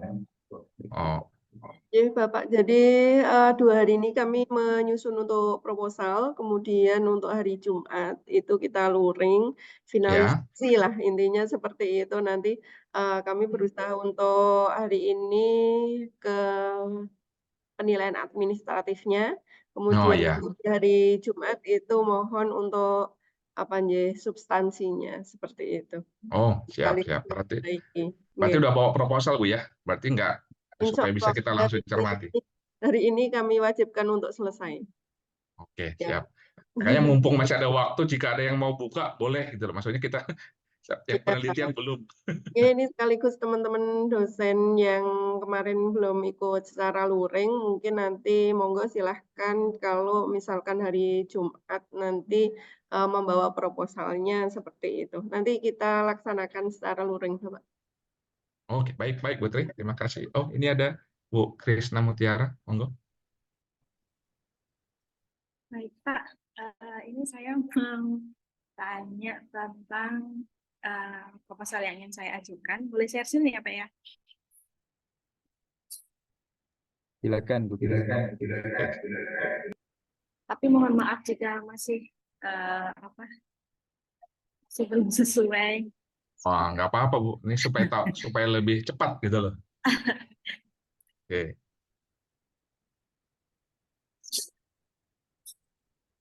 Ini yang mau disasar apa Bu? Dasar ya? Oke. Iya, Pak. Ya. Dasar. Sekarang ini dasar, ibunya punya TKT nggak? Ada di sampingnya ada TKT nggak? TKT apa? Ini masuk ke farmasi atau ke? Ini TKT 3. Saya dari manajemen, Pak. Oh, manajemen. Berarti yang diambil apa? TKT bidang apa? Pak. Bidang ini itu saya rencananya tentang strategi pemasaran untuk produk jamu tradisional. Jadi ada kelompok membuat jamu gitu, tapi dia belum maksimal untuk pemasarannya, gitu Pak. Sehingga saya mau masuk dia sebagai subjeknya. Nah, TKT-nya Bu di bidang apa? Sudah dibaca belum? Sudah Pak. Coba kita mau share, bisa di sampingnya gitu loh, atau dibuat. Saya mau kita mulai dari TKT gitu loh. Kita itu aja dulu. Kalau ambil TKT bidang yang mana yang Bu Krisna Mutiara sasar? Ada nggak yang filenya? Nggak ada ya? Filenya biasanya di panduan itu ada TKT. Seperti yang saya share tadi. Panduannya itu ada, mungkin bisa dibuka. Nah, kalau saya yang buka, soalnya nanti akan supaya bisa dua-duanya gitu loh. Ada file TKT. Jadi itu yang penting. Kita mau lihat apakah kita sudah masuk ke TKT yang disasar gitu.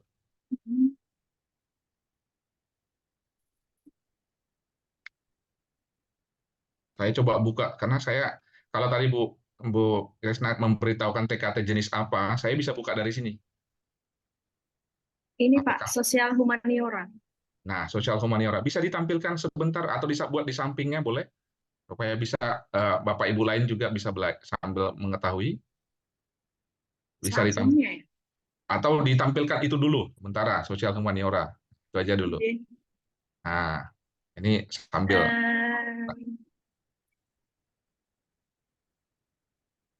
Sudah Pak. Ya, ini humaniora. Nah, sekarang pertanyaan saya adalah, sekarang Ibu Krisna risetnya itu sudah pada TKT berapa? Kalau sekarang itu sebenarnya masih 1, Pak. 1 di bagian mana? Apakah 1 itu misalnya nomor 1 Ini pertanyaan saya di indikator. Latar belakang tujuan litbang telah didefinisikan. Sudahkah 100%?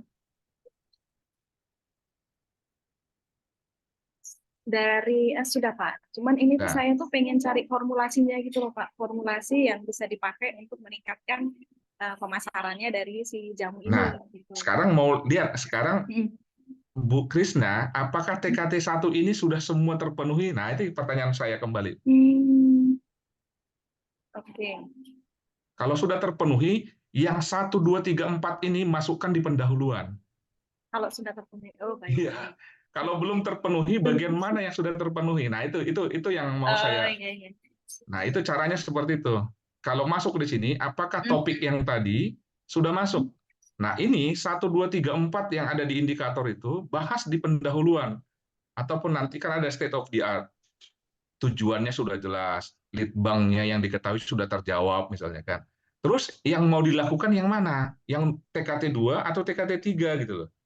Kalau misalnya yang mau disasar itu TKT 3, berarti kalau Ibu masih TKT 1, berarti yang Ibu harus kerjakan adalah TKT 2 dan TKT 3. Berarti indikator 2 tentang dukungan data nomor 1, nomor 2, nomor 3, nomor 4, itulah yang akan dikerjakan di metode. Kemudian 3 di TKT 3, 1 sampai 6 itu juga dikerjakan di metode kalau targetnya TKT 3. Kalau targetnya TKT 2, yang dikerjakan itu 1 sampai 4. Nah, itu yang penting. Jadi kita mulai dari sini. Kalau ibunya tadi seputar jamu, pertanyaannya adalah indikator. Apakah pertanyaan di indikator ini sudah terjawab apa belum? Kalau belum, berarti itu yang akan diteliti. Kalau sudah berarti itu yang masuk di pendahuluan sebagai latar belakang bahwa sudah sampai pada tahap ini.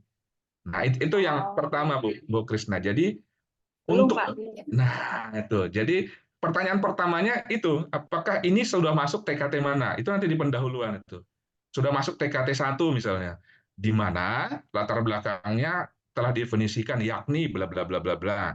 Kemudian ini bla bla bla bla. Yang belum, nah itu yang pertanyaan tadi, yang belum adalah dukungan data awal misalnya. Yang belum adalah metodologi yang komplit, belum ada. Nah, itulah yang dimasukkan dalam permasalahan penelitian yang akan diselesaikan di metode dan di jadwal. Nah, kira-kira begitu Bu memandunya. Nah, sekarang saya mau memandu judul. Judulnya Bu Krisna tadi apa? Analisis Pak. Jadi sepertinya ini ya. Nah, nyambung kan? Nah, itu dia. Analisis strategi pemasaran. Nah, tapi masukkan ke TKT-nya nyambung atau tidak. Nah, itu yang saya bilang. Jadi mending kita mulai dari TKT sehingga ketahuan judulnya, saya mau ngapain gitu loh. Jadi di judul itu sudah tahu, kalau targetnya TKT 3, ambil yang cocok, judulnya sesuai dengan TKT 3, akan mencapai itu. Nah, kalau udah analisis, berarti sudah selesai yang 1, 2, 3-nya, kalau saya loh. Kalau saya membaca, kalau sudah analisis, sudah selesai 1, 2, 3-nya. Tapi kalau masih formulasi, masih masuk di TKT 2. Nah, kira-kira gitu Bu Krisna. Jadi secara singkatnya kita akan melihat dari Bu Krisna itu sudah masuk TKT berapa gitu loh. Nanti kalau udah masuk TKT ini, nanti kita lihat apakah benar-benar di ringkasan sama di dalam penelitiannya itu sudah termaktub semua TKT yang disampaikan. Kira-kira begitu Bu. Jadi dari judul sepertinya harus direvisi. Diubah ya Pak. Diubah. Jadi sesuaikan dengan TKT-nya. Kemudian ringkasan juga mungkin disesuaikan saja deh. Makanya saya lihat clue-nya itu cuma TKT. Kalau TKT-nya yang sudah beres, sampaikan yang sudah beres. Yang belum yang mana gitu. Supaya penelitiannya juga bisa lanjut gitu. Nah, padahal benar tujuan penelitiannya untuk menentukan rumusan. Nah, berarti judulnya formulasi kan? Formulasi strategi ya, bukan analisis. Nah, kira-kira begitu Bu Krisna. Ke bawah juga nanti arahnya begitu. Bisa Bu ya, disesuaikan ya. Nanti metodologi juga mengacu kepada TKT-nya. Nanti TKT-nya sepertinya jadi TKT 2 Pak. Nah, nggak apa-apa. Makanya kan Bu, makanya saya bilang tadi, dibaca dulu TKT-nya, nanti sasar mau kemana. Kalau cuma formulasi, berarti mungkin hanya TKT 2. Baru nanti tahun depan TKT 3. Kalau yang seperti itu. Tapi kalau berani langsung TKT 3, nah harus buat formulasi kegiatannya lebih banyak. Kira-kira begitu Bu Krisna. Baik Pak, terima kasih atas Terima masukannya Pak. kasih. Ya, monggo siapa lagi? Silakan rekan-rekan semuanya yang ingin sharing maupun kami persilahkan.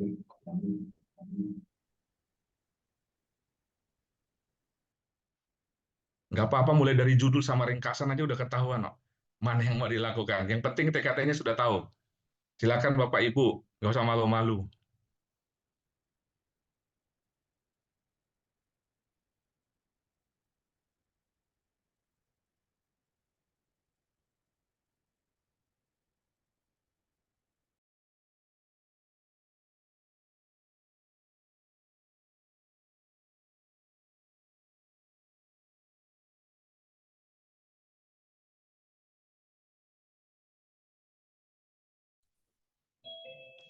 Selamat pagi, Pak.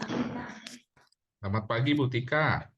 Ya, izin Silakan. bertanya, Pak. Monggo. Ya, mohon maaf sebelumnya. Saya belum bisa menampilkan proposalnya, Pak, karena belum jadi.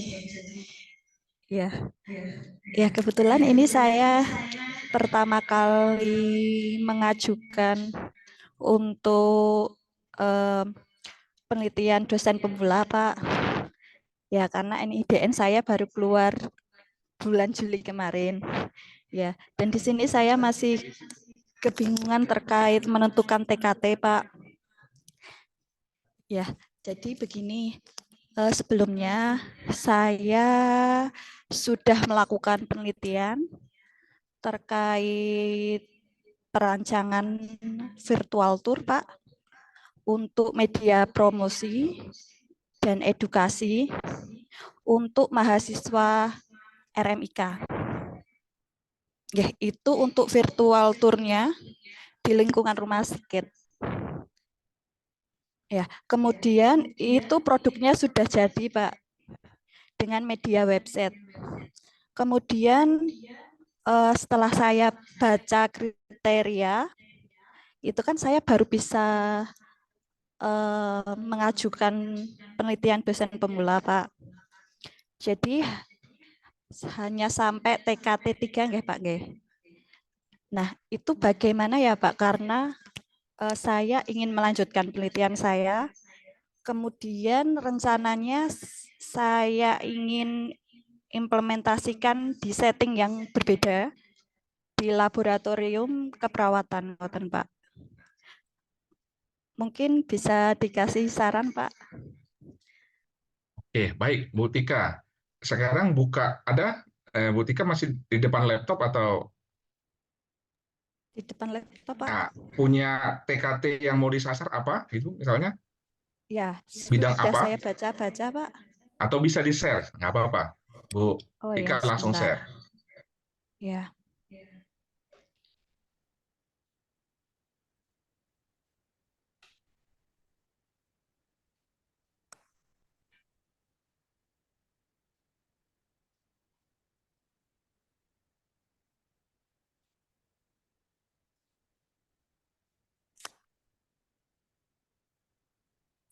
Bisa di Zoom, Bu. Oke. Start, ya. Nah, naik ke atas sedikit. Nah, berarti Bu Tika ini jenis umum ya? Iya, Pak. Setelah saya baca, sepertinya masuk jenis umum, Bu. Ya. Mohon Sekarang maaf, Pak. pertanyaan. Jenis umumnya itu berbentuknya hardware atau software? Software, Pak. Software. Nah, kalau software, Bu Tika jangan di sini. Ambil yang TKT software. Yang di bawah lagi, Bu. Ya. Nah, kalau software jenis produknya, pakai yang jenis software. Nah, sekarang Bu Tika, pertanyaan saya sama seperti yang tadi Bu Krisna. Apakah dari TKT 1, 2, dan 3 software ini sudah terpenuhi semua atau tidak? Kalau dari penelitian sebelumnya itu sudah sampai prototipe sih, Pak. Enggak, pertanyaan saya bukan sampai prototipe. Walaupun sudah ada prototipenya, apakah aspek di indikator ini sudah ada atau belum? Karena ada yang melompat TKT tapi tidak menyelesaikan 1, 2, dan 3.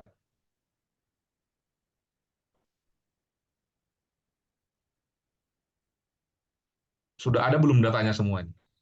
Belum, Pak. Nah, jadi walaupun sudah ada softwarenya, itu dibuat sebagai benchmark dulu aja. Anggap itu softwarenya belum ada, mulai dengan formulasi. Walaupun sudah dilakukan, tapi diformulasikan kembali. Nah, yang softwarenya tadi dipending dulu untuk ditingkatkan setelah ibunya punya eligible masuk ke riset terapan. Yang dievaluasi adalah bagian-bagian apakah jenis indikator TKT ini sudah terpenuhi apa belum. Jadi jangan disampaikan softwarenya sudah ada, jangan. Diberitahukan bahwa perlu formulasi bidang ini gitu. Nah, itulah nanti yang menjadi bekal apakah TKT-nya ini bisa diangkat TKT berikutnya. Nah, usul saya lebih bagus mungkin masuk ibunya nanti di TKT 2, targetnya TKT 3. Nah, coba ibunya TKT 2, contohnya. Coba dibuka, diangkat lagi Bu untuk TKT 2. Nah, masuknya dari formulasi konsep. Jadi anggap saja prototipnya tadi sudah dibangun, tapi prinsip dasarnya harus diteliti lebih lanjut gitu loh. Jadi sama seperti kita sudah jadi, kita mau perbaiki lagi. Jadi aspek mana yang Ibu akan teliti ulang. Nah, itulah formulasi. Targetnya formulasi itu boleh dipakai 1 tahun ini, itu nanti supaya mendapatkan ke-9 nih. Apakah dia analisis aplikasi bersifat spekulatif, misalnya kan kayak gitu. Contoh-contohnya apakah semua yang ada di sini, studi kelakaiannya sudah ada belum studi kelayakannya. Kalau ibunya mengejar studi kelayakan, ambil judul studi kelayakan. Makanya aspek-aspek ini yang akan diteliti. Jadi dianggap yang tadi itu jangan disebutkan dulu dalam proposal bahwa sudah ada prototip. Tapi dalam membuat prototip sudah ada konsep, sudah ada formulasi, tinggal melakukan yang ini tadi, studi kelayakan, sehingga lengkap. Dokumen-dokumen ketika riset itu lengkap. Nah, kalau usul saya, kalau tadi sudah ada, mulailah dari TKT 2 sampai TKT 3. Targetnya TKT 3. Jadi TKT 2 ini dilengkapi semua sampai TKT 3. Mungkin bagian-bagian tertentu yang belum difixkan dimasukkan ke sini. Sehingga TKT 4 sudah bisa tersentuh. Nanti Bu Tika nanti sudah bisa memasukkan apa saja yang dibutuhkan di TKT 4. Tapi jangan masuk ke TKT 4. Coba ke TKT 4, Bu. Naik dikit. Contoh, apakah ada bagian-bagian yang TKT 4 ini yang Ibu akan kejar? Tapi jangan sebutkan targetnya. Nah, bagian-bagian ini misalnya nanti apa misalnya? Aspek yang berbeda, misalnya nomor 5. Kalau kita dikembangkan untuk menunjukkan aspek yang berbeda pada produk akhirnya, nanti itulah yang dibuat studi kelayakannya. Itu yang dibuat yang di depan. Nah, kira-kira begitu, Bu. Jadi memancing supaya karena prototipnya sudah ada, kita mulai dari TKT 2-nya supaya target di TKT 4-nya itu nanti bisa tercapai. Jadi step-step risetnya. Nah, itu lebih eligible. Nanti kalau Bu Tika sudah ready ini, tahun depan sudah bisa langsung riset terapannya. Pasti akan diterima itu karena kelanjutan dari TKT 1, 2 dan 3-nya sudah terpenuhi gitu loh. Jadi nanti ke depan sudah 4, 5 dan 6. Dan itu produknya itu sudah atau prototipnya sudah jadi. Nah, saran saya ketika itu sudah ada tahun ini Bu Tika sudah buat patennya atau HKI-nya supaya bisa masuk ke terapan di tahun depan. Karena minimum kita sudah memberikan HKI ataupun kalau software kan ada HKI software tuh. Atau paten kalau dia bentuknya sistem. Itu akan bisa dipakai. Nah, kalau Bu Tika ngambilnya dari software berarti kalau tadi software nih, tapi kalau sistem baru boleh TKT yang di atas tadi, Bu. TKT umum. Kalau sistem biasanya itu ada alatnya, ada softwarenya. Tapi kalau hanya software saja, ini jenisnya di sini. Nah, sekarang pertanyaan ke Bu Tika, prototipnya itu sudah ada alatnya, ada hardware-nya atau software-nya? Atau software-nya saja? Software-nya saja, Pak. Nah, kalau softwarenya saja berarti hanya fix sampai di yang di software ini, Bu. Tapi kalau ada hardware-nya, baru boleh yang di atas. Ada lagi, Bu Tika, yang perlu didiskusikan? Sudah cukup jelas, Pak. Terima Ya, kasih cukup jelas. izinnya. Oke, baik. Terima kasih, Bu Tika. Silakan, Bapak Ibu yang lain.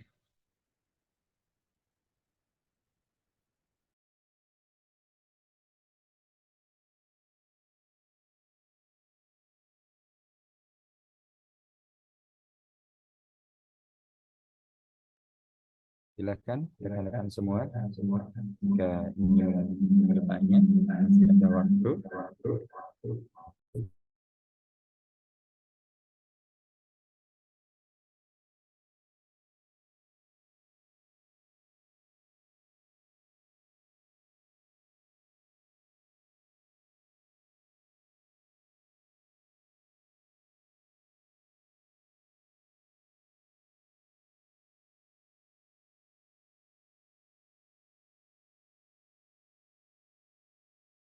Mohon izin, Pak.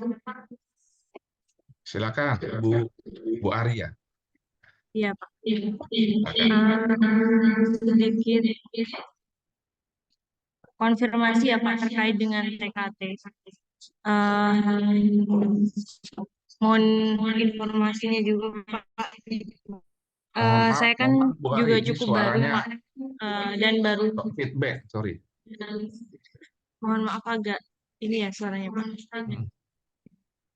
Tidak jelas.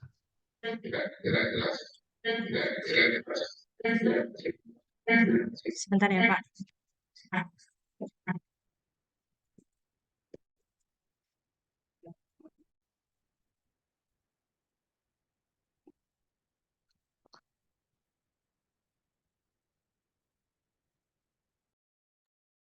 Halo, apakah suara saya terdengar? Suaranya bisa diperbesar, Bagus Bu. ya, Pak? Ya, baik. Suaranya kurang di loud. Baik, Ya. apakah sudah lebih jelas? Oke, siap. Ya, terima kasih Pak. Mohon izin terkait dengan TKT Pak. Nah, terkait dengan penelitian dosen pemula itu, kan ada berbagai macam TKT 1, 2, dan 3 begitu Pak. Nah, kebetulan itu di riset internal maupun riset-riset sebelumnya, saya sudah memenuhi TKT 1 begitu Pak. Nah, kemudian di PDP ini itu malah berencananya adalah berbeda topik begitu Pak. Nah, namun kalau di kalau di apa namanya? Kalau di jurnal itu kan biasanya terkadang sudah ada limitation begitu ya Pak. Dan ada research gap gitu dari penelitian orang lain.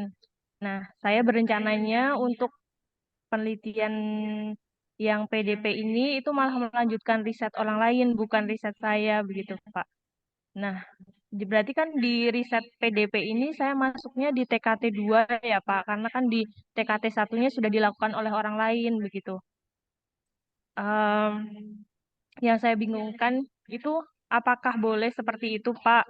Ataukah saya malah justru balik ke riset saya saja, Pak, sebelumnya, kemudian saya melanjutkan untuk TKT 2-nya, begitu ya, Pak?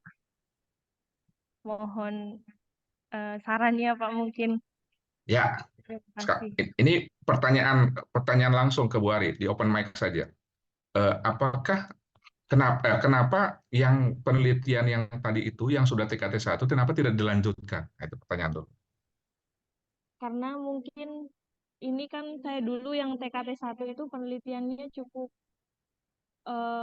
produk yang masih memang gimana ya Pak? Produknya ini jarang Pak dan datanya agak sulit begitu Pak. Berarti nggak bisa dilanjutkan TKT 2? Itu malah pertanyaan gitu. Sebenarnya itu peluang.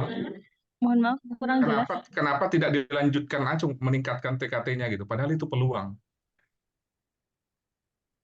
Itu tadi sih Pak kendalanya terkait dengan data mungkin. Oh, kaitan dengan data. Yang lain itu berarti cuma data doang. Kalau dengan ada solusi nggak untuk datanya? Cara lain? Iya bisa nanti Pak mungkin. Nah, kalau dari saya lebih bagus sebenarnya Bu Ari itu lanjut. Itu nanti memenuhi track record. Karena sekarang itu sistem rekam jejak, kalau kita tidak inline dengan track record, itu nanti namanya bunga rampai. Itu dari. Jadi kalau masih bisa dilanjut, lebih bagus dilanjut. Itu saran saya. Itu TKT 2, TKT 3 itu bisa lanjut. Kedua, bila harus pindah, Bu Ari harus mencantumkan TKT 1 lah untuk yang pindah itu. Jangan klaim punya orang lain. Boleh mengklaim punya orang lain hanya di dalam tinjauan pustaka, tapi kan state of the art-nya nggak nyambung.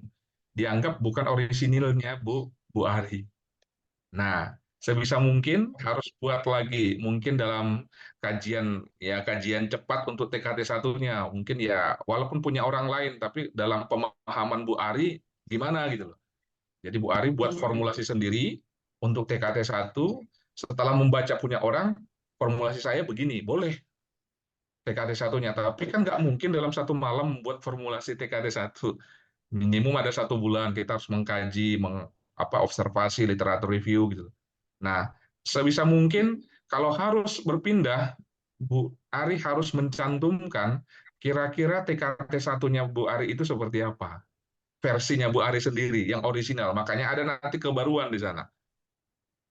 Tapi kan agak repot. Itu kendalanya pasti di waktu, Bu.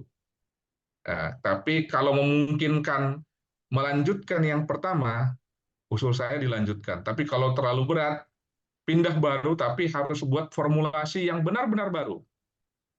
Orang sudah melakukan, tapi versinya Bu Ari bedanya apa? Nanti di dalam kebaruan disebutkan. Orang lain sudah ke sini, sudah punya riset gap ini, punya scope-nya ini, tapi yang saya beda. Nah, itu nanti di kebaruan itu disampaikan di pendahuluan. Boleh menyampaikan riset orang lain, tapi hipotesisnya Bu Ari itu harus disampaikan di PDP yang baru ini. Nah, tapi ya harus seakan-akan sudah selesai TKT 1-nya, tapi harus bisa menjawab gitu loh, Bu. Tapi Bu Ari harus dalam risetnya harus mengevaluasi TKT 1-nya. Diulangi TKT-nya, tapi dalam proposal harus menyiapkan hipotesis. Nah, Bu Ari itu artinya menyiapkan dimulai dari awal. Walaupun nanti yang dikerjakan tetap TKT 2 ataupun TKT 3. Tapi konsep TKT 1 secara realnya, Bu Ari harus memformulasikan formulasi TKT 1. Memang effortnya jadi berat, bertambah. Nah, tapi itu pilihan. Kalau mau pilihan melanjutkan tadi, yang TKT 1-nya sudah ada, itu linear. Tapi kalau harus membuat ulang, nah itu menambah lagi. Misalnya Bu Ari harus membuat 2 publikasi ya. Publikasi literatur review-nya 1, kemudian publikasi untuk formulasi dan berikutnya. Nah, jadi harus membuat dari nol lagi. Supaya nanti keakanannya, ketika Bu Ari melanjutkan ke TKT 4, 5, 6, satunya sudah aman duluan. Karena begini, masuk ke jalur hilirisasi ataupun kepakaran itu harus sudah punya publikasi. Publikasi apa? Publikasi tentang TKT 1 atau TKT 2-nya, atau bisa lanjut nanti ke TKT 3 dan selanjutnya. Nah, ini pilihan kepada Bu Ari. Kalau mau melanjutkan, kira-kira effortnya yang memungkinkan yang mana. Tapi sebisa mungkin, kalau harus memindahkan topik, hipotesis kebaruannya harus diperkuat. Jangan mencaplok penelitian orang lain. Karena nanti ketika masuk mencaplok penelitian lain, nanti ada disclaimer tuh. Wah, ini ngambil penelitian saya. Jadi etika penelitiannya juga nanti harus dicek ulang gitu. Nah, mohon izin Bu Ari dalam bidang apa? Bidang risetnya? Manajemen Pak. Tapi sebelumnya itu saya meneliti NFT. Nah, kemudian sekarang berniat beralih skop ke artificial intelligence, Pak. Karena Iya, NFT-nya sudah nggak ya, nggak mungkin lagi. udah nggak mungkin lagi. Ya, saya tahu kalau udah begitu. Kalau berarti harus dibuat yang baru, minimum punya hipotesis baru yang dicantumkan di dalam pendahuluan. Nanti kan diberitahukan itu bahwa sudah ada penelitian tentang ini dan ini. Tapi apa skop mana yang Bu Ari akan sampaikan. Di dalam pendahuluan itu nanti dibuat formulasi singkatnya. Supaya nanti reviewer membaca bahwa itu memang beda. Bu Ari memang berbeda risetnya dengan yang sudah ada dibuat oleh rekan ataupun peneliti lain. Kira-kira begitu, Bu Ari. Baik, Pak. Terima kasih atas jawabannya. Ya, terima kasih. Selanjutnya Bapak Ibu silakan jika masih ada.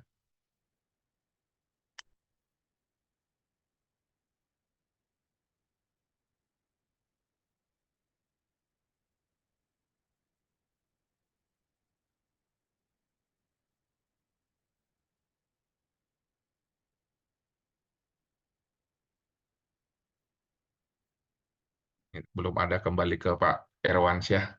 Mungkin ada hal-hal yang berikutnya yang perlu disampaikan, silakan.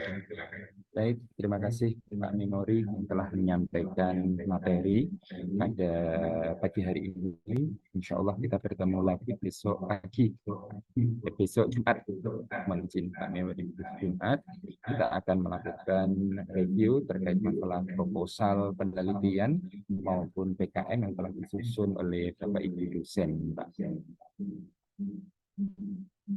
Baik, terima kasih Pak Memori. Saya mewakili rekan-rekan dosen Universitas Jenderal Ahmad Yani Yogyakarta mengucapkan banyak terima kasih atas waktu dan kesempatannya serta ilmu yang diberikan oleh kita semuanya. Mudah-mudahan menjadi amal jariah untuk Pak Memori. Amin, amin. Memasuki acara selanjutnya, yaitu penyampaian LPPM Award yang akan disampaikan oleh Bu Ulfi. Pada yang kami hormati Bu Ulfi, kami persilahkan.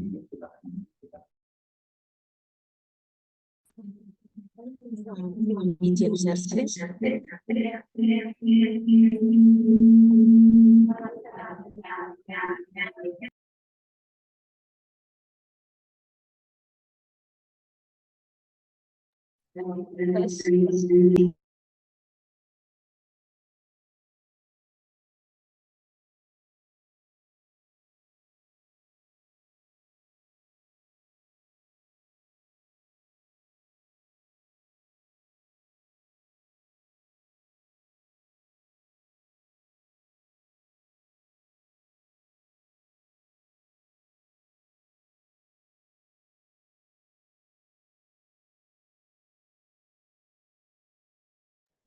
Tes. Tes.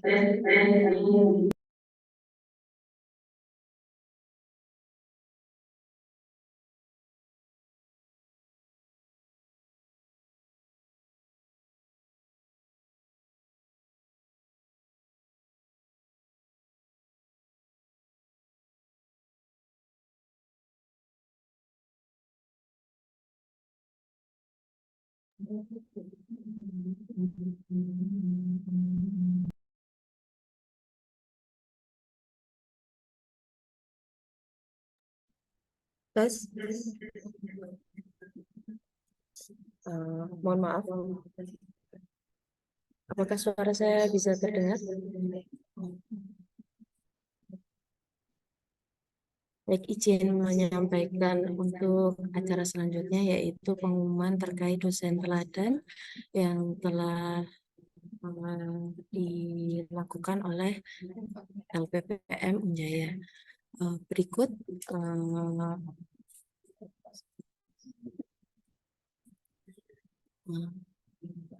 dosen teladan bertujuan untuk memberikan apresiasi kepada dosen di Universitas Jenderal Ahmad Yani Yogyakarta yang berprestasi khususnya di bidang penelitian dan pengabdian kepada masyarakat.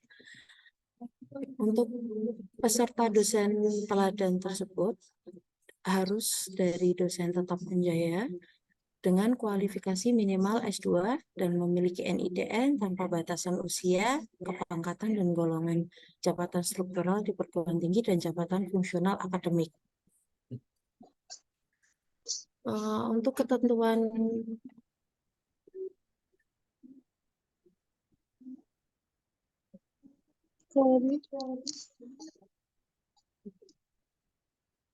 Untuk ketentuan dosen teladan Yang pertama adalah dosen aktif dalam kegiatan penelitian dan PKM internal dan menghasilkan data kinerja penelitian dan PKM yang sudah diupload di Simlitab Mas Unjaya sampai dengan tanggal 8 Desember 2023.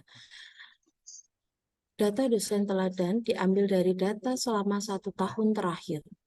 Penelitian berdasarkan pedoman penghargaan dosen teladan penelitian dan pengabdian kepada masyarakat yang telah diunduh pada Simlitab Mas Unjaya, serta produktivitas penelitian dan PKM di Sinta Kemendikbud.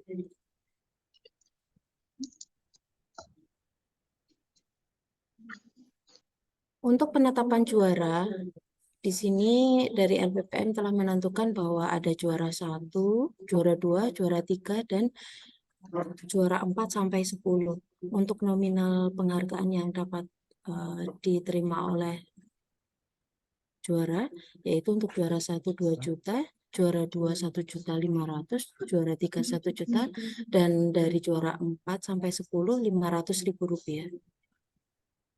Nah, untuk kami umumkan untuk juara 3 dosen teladan dengan skor Sinta 3 tahunnya 334, penelitian yang hibah internal ada 1 penelitian, hibah eksternal ada 1 penelitian dengan hibah Aptirmiki, dan hibah PK yang internal ada 4, yaitu total nilainya 474.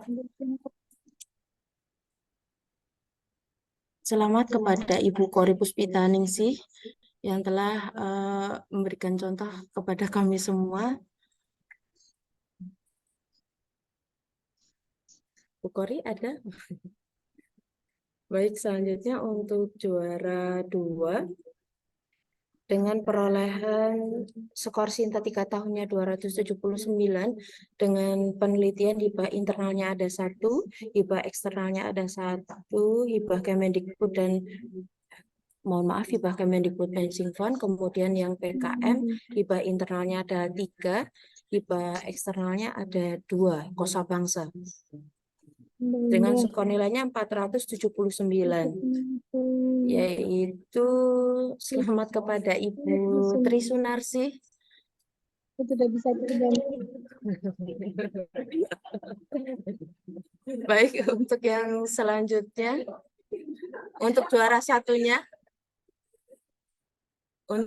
satunya dengan skor Sinta 3 tahunnya 384, mendapatkan hibah internal 2 tahun, hibah internal ada 2, terus hibah eksternalnya ada 2 penelitian, yaitu hibah INEC, kemudian yang PKM internal ada 2, dengan total nilai 524. Kami ucapkan selamat kepada Ibu Dwi Kartika Rukmi yang telah menjadi dosen teladan di LPPM Award tahun ini. Semoga Bu Dwi Kartika Rukmi bisa menjadi teladan bagi kami semua. Baik, untuk pengumuman selanjutnya dari juara 4 sampai 10, ini yang pertama ada Bapak Dedi Haryadi dengan jumlah skor 419, yang kelima Ibu Novita Nirmalasari dengan skor 357, yang keenam ada Ibu Rizky Wahyu Hidayati dengan skor 334, dan yang ke-7 ada Ibu Ike Wuri Winahyusari dengan skor 325. Nomor 8 ada Bapak Muhammad Habibi dengan skor 310. Dan nomor 9 Bapak Puji Winar Cahyo dengan skor 296. Dan yang nomor 10 ada Bapak Sujono Riyadi dengan skor 271. Baik, kami ucapkan selamat kepada pemenang dari juara 1, 2, 3, dan 4 sampai 10. Semoga semakin menginspirasi kita untuk menjadi lebih baik dengan mendapatkan hibah-hibah yang lainnya juga, sehingga kita bisa saling memotivasi satu antar lainnya supaya dapat mendapatkan juara tahun depan selanjutnya. Baik, saya cukupkan sekian dari saya. Kembali lagi Pak Erwan. Baik, terima kasih Bu Ilvi yang telah menyampaikan LPPM Award pada tahun 2023. Kami mengucapkan selamat kepada para juara ya, yang telah mendapatkan reward dari LPPM Award tahun 2023 ini. Mudah-mudahan ilmunya barokah dan bermanfaat untuk kita semuanya. Memasuki acara yang terakhir, yaitu penutup, nanti akan dilanjutkan untuk klinik proposal, penelitian maupun PKM yang harapannya hari ini selesai. Mari kita akhiri rekan-rekan semuanya acara pada pagi hari ini dengan mengucap doa menurut keyakinan dan kepercayaan masing-masing. Berdoa mulai. Berdoa selesai, saya selaku pembawa acara mengucapkan terima kasih dan mohon maaf. Assalamualaikum warahmatullahi wabarakatuh. Waalaikumsalam warahmatullahi wabarakatuh. Terima kasih banyak Bapak. Sampai ketemu Kasih. di Jumat. Ya, Jumat. Ya, Putri. Di jalan. Ya, terima kasih Bapak Ibu semua. Mau izin pamit. Yeah.